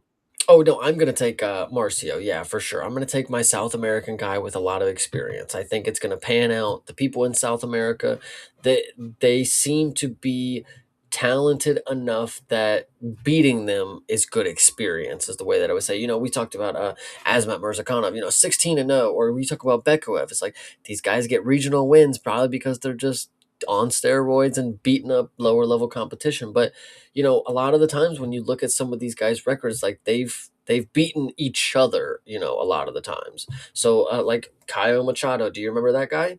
I He do. beat our boy right here. So our Oh, Kyle Barbosa guy. Machado. Oh, he beat Barbosa. Oh, okay. You All know, right. wait a minute. This has to be a different guy. His name is Kyle Machado, but this is featherweight, so it's clearly not that same guy. And this dude's nickname is Lionheart too, by the way. But that's just irrelevant at this point. Okay, well, fair enough. But so you're going with Marcio here? I'm gonna take Marcio, yeah, for sure.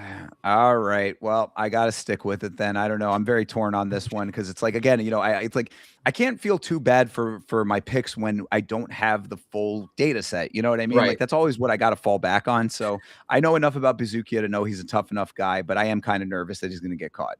It's funny you say that because I hang my hat on this. Is the fact that the one time I got all the picks right, it was the last time that we didn't have a card the week after, so we got to do our in-depth breakdown picks. So I'm like, the next time we have a week off, I'll bring it back, and you guys will see that we just need a few minutes, and we'll cook us up some plays. True. Yeah. It's if we had an extra day in the week, we could be doing all of this stuff, but I know it. such is life. But So either everybody, way, make sure to like and subscribe. Make sure you get us that extra day of the week that we can sit here and do all of our extra stuff. Jeez. fucking bingo. Yamashow.com for all your last week's fights merch needs, by the way. Yes. All right. Next up, a man named Julian LeBlanc is fighting our king, Robert Valentin. Now, is LeBlanc a dude coming off the Contender Series? The name sounds familiar. You want to know why this name is familiar, and I'll tell you. So this is back, and I don't know if they even still do this because I was tweeting back at them, Marcel, and some other people who post fight, news things. They started using AI pictures of people. I don't know if you Ah, saw Regina Tarrant; she had one of them, and the Julian LeBlanc guy had one of them. aha.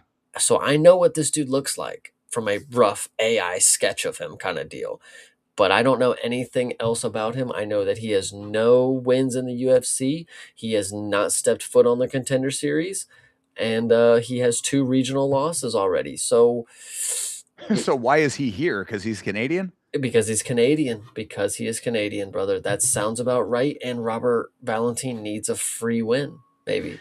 I mean, Robert Valentin needs a win so badly. It's burning a hole through the ozone layer. Yeah. So what would you like to say here? I mean, obviously we don't know too much about LeBlanc, but Mr. Valentine we know a little bit about. So I can make it easy for myself. I'm going to take Robert because I have full well faith that he's going to get to the point in his career where him and his neighbor are going to chill by this UFC belt and have a grandiose time.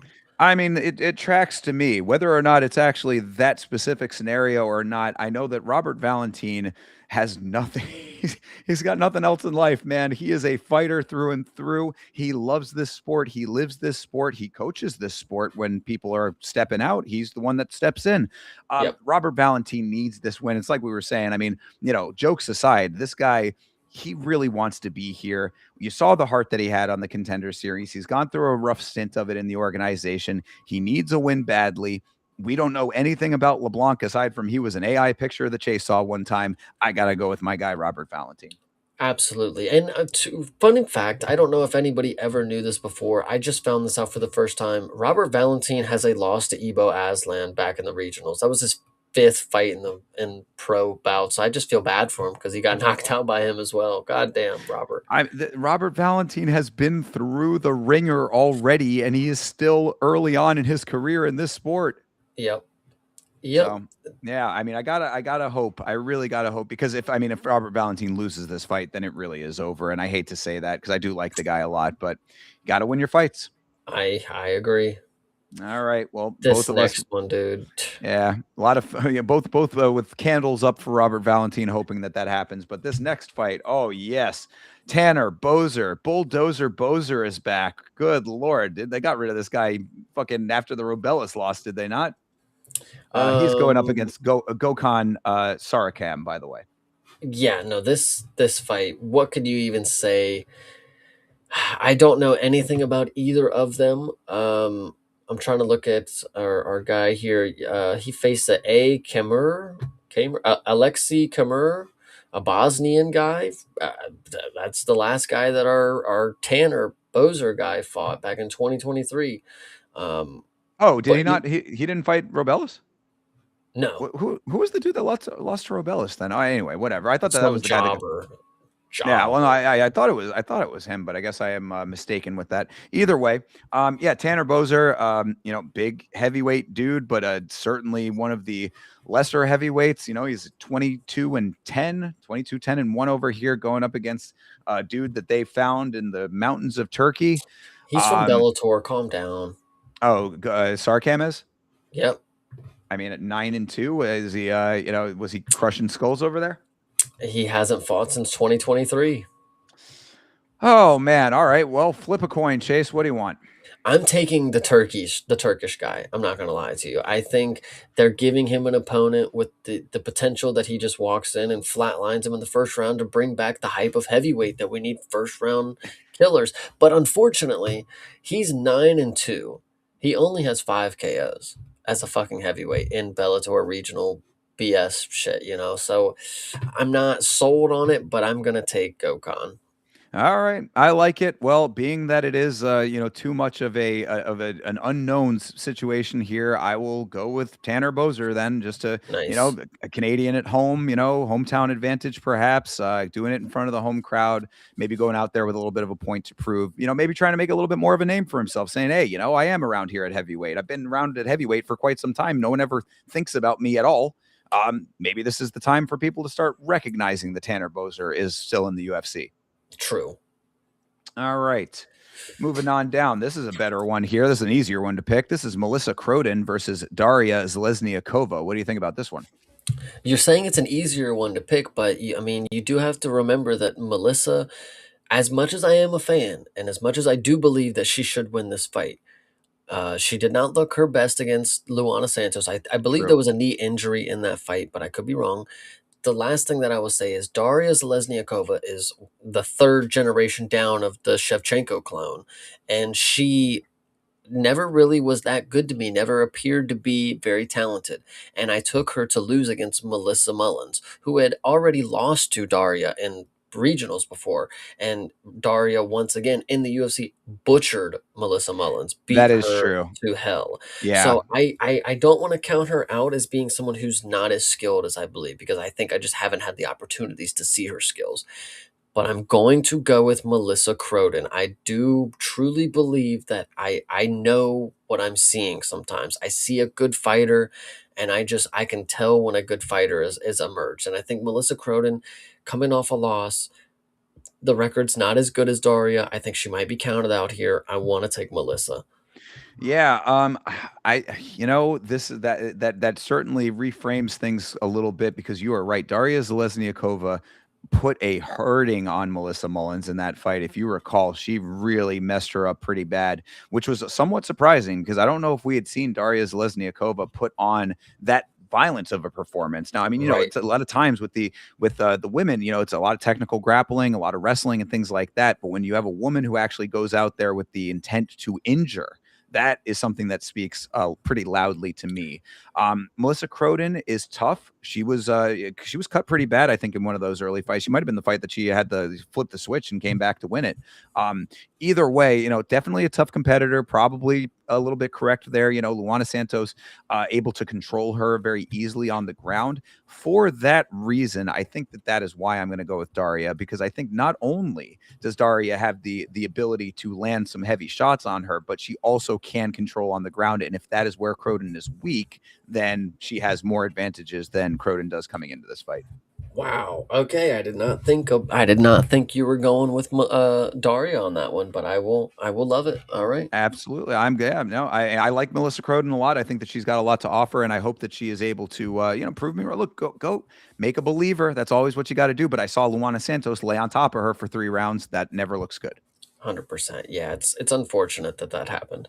Absolutely. Shout out to Sanjay listening in on his drive home. Appreciate you, brother. Uh, be safe, brother. Absolutely. All right. Next up is Mitch Raposo versus Alan Nascimento. What I will say about this one coming into it is that Mitch Raposo certainly turned a corner in his performances, because Mitch Raposo was always a dude who I was like, why is this guy here? There were a couple of times where I was like, this dude does not seem like he is of the caliber that should be in this organization. And then in his last performance, he was really a machine. I mean, like, cardio was certainly there and the output was there as well. Alan Nascimento on the other side. This is a pretty credentialed guy, 22-6. I mean, he's been around the block. So that being said, Chase, what are your thoughts? This one is an interesting one because I do remember Mitch Raposo putting on a performance that we should put more respect on. Alan Nascimento is another one of these Brazilian guys who's got a very credentialed record, not necessarily doing the glitz and glam that he should be, but he's one of these people that's just not really meant for that. He's a very standard person, very basic, when it comes to personality, when it comes to fight style. He has the skills, but he uses them very technically, and he's very sheltered as a fighter.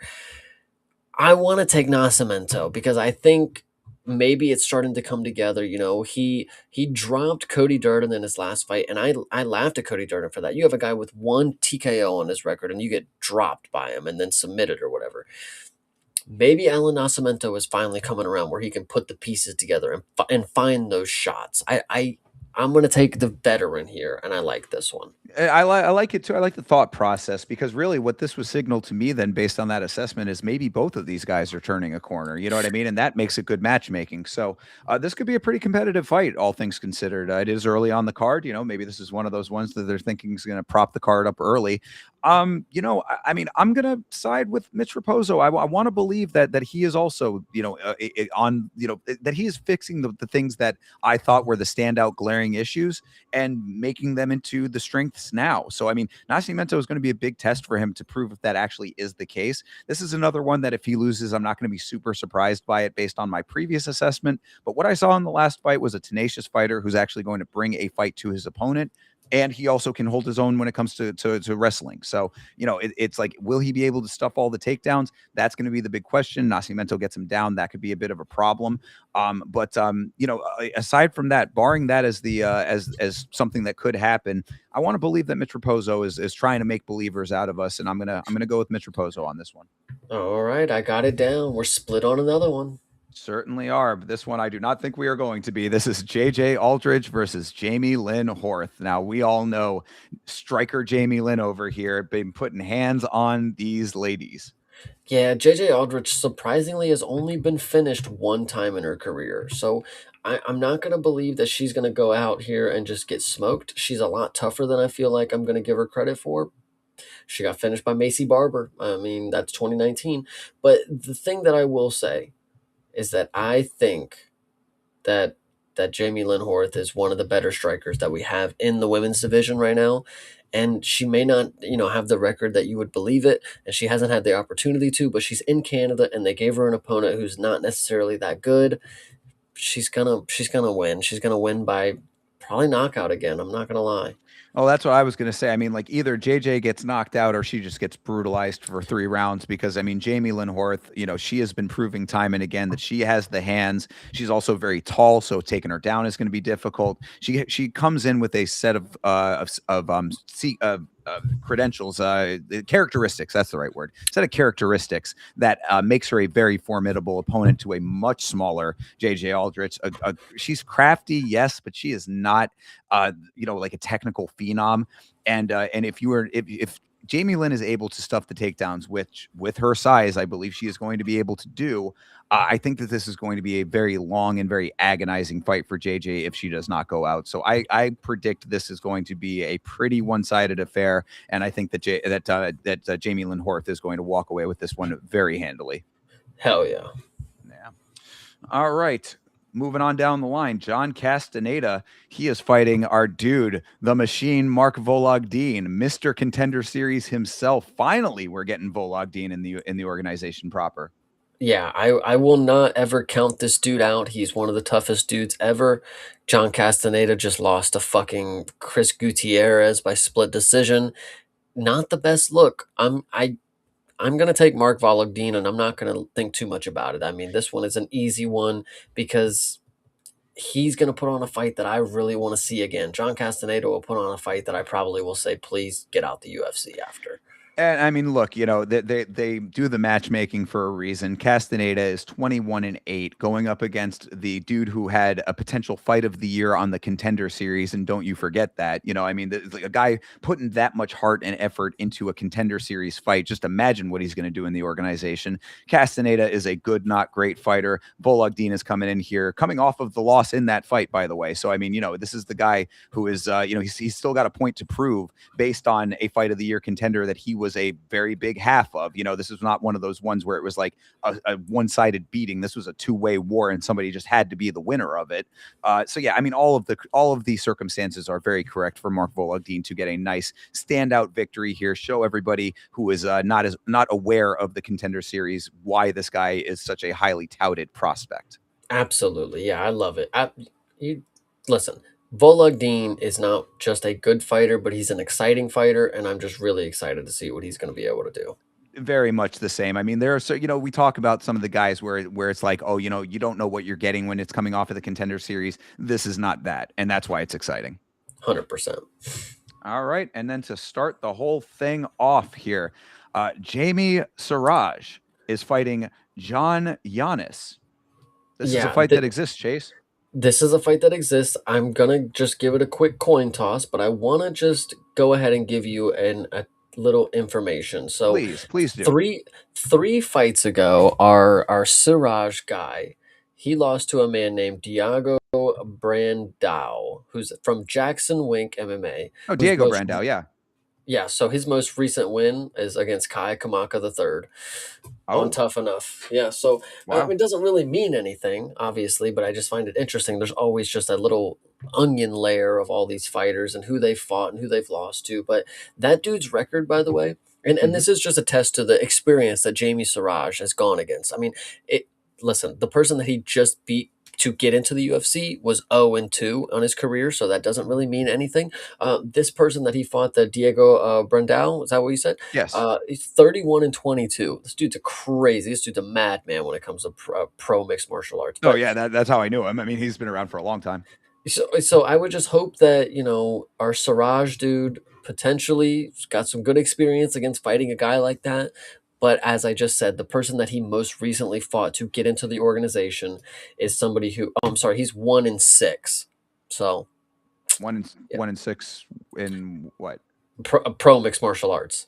Oh, well, wait. How could he be 1-6? He's 14-3 on the record. No, the person he just beat to get this opportunity. He beat a guy who is 1-6 in his career. Understood. Okay, now I get you. Okay, well, what about Mr. John Yanis over here? He is from the Contender Series, and I actually am a big fan of him, I believe. If I'm not mistaken, let me just go pull him up real quick. I remember his name. Yeah, I was going to say, I remember the name. I'm struggling to remember the fight. He got subbed by him. Oh, but that was actually a really good fight. This is the dude that was in prison, I believe. He had like some troubled past. Yes.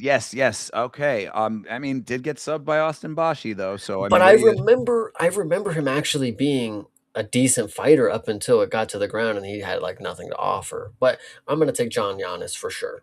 Okay, well, you know what? Just because it is a guy coming off the Contender Series, coming off of a loss on the Contender Series, a guy who's 9-4 coming into the organization, I'll go with Jamie Siraj because it really is a coin flip to me. So, I mean, I think that you're probably going to be correct. Based on the toughness that he showed in the Bashi fight, it probably will track for Yanis, but hometown advantage for Siraj, maybe. I don't know. We'll see. I'm okay with that. Be a little bit different. Hope for the best on this one. First fight of the night, though. It should be pretty good. I'm expecting good because John Yanis, I mean, he was an entertaining fighter from what I saw in that one round or two that he had with Austin Bashi. So, actually, I'm taking Yanis as well. I'm sorry. You're going to take Yanis? Lock it in. I'm taking Yanis too. Yeah, I have to, because you know what? I think that really what it is that Yanis is going to come out here and set the tone of a problem for Canada, and then Canada's going to get the redemption later on in the card. Okay, I have switched it officially, chat. You saw it. We have switched it to John Yanis. The doors have been shut. There are no more picks to be changed. Exactly. That is locked in at this point, and that's the only time if we're still talking about it, you can change up until we are done talking about it. We're done talking about it now, and we will find out what happens this Saturday when we are on our watch-alongs of this very event, which you can come by and hang out with us for. You can find me at youtube.com/@YamaShow, and Chase, I know you can tell them where they can find you. You will find me streaming every Saturday the UFC is on at youtube.com/@CP Smalls, of course. Absolutely. I am on Twitter and Instagram and Facebook at Yama Show on all of those platforms. Please follow your boy over there as well. Yamashow.com for all of your merchandise needs, including last week's fights merchandise. Go get yourself a shirt, go get yourself a mug. Support the channel, support what we're doing over here. If you enjoy what we are doing, make sure that you are liking and commenting on all of this stuff as well. Thank you guys very much for the support on Bloodsport and Beast. We're getting ready for more stuff around the corner, always on the channel. So keep tuning in. We appreciate you very much. Have a great rest of your night, a great rest of your week. And as always, fight on.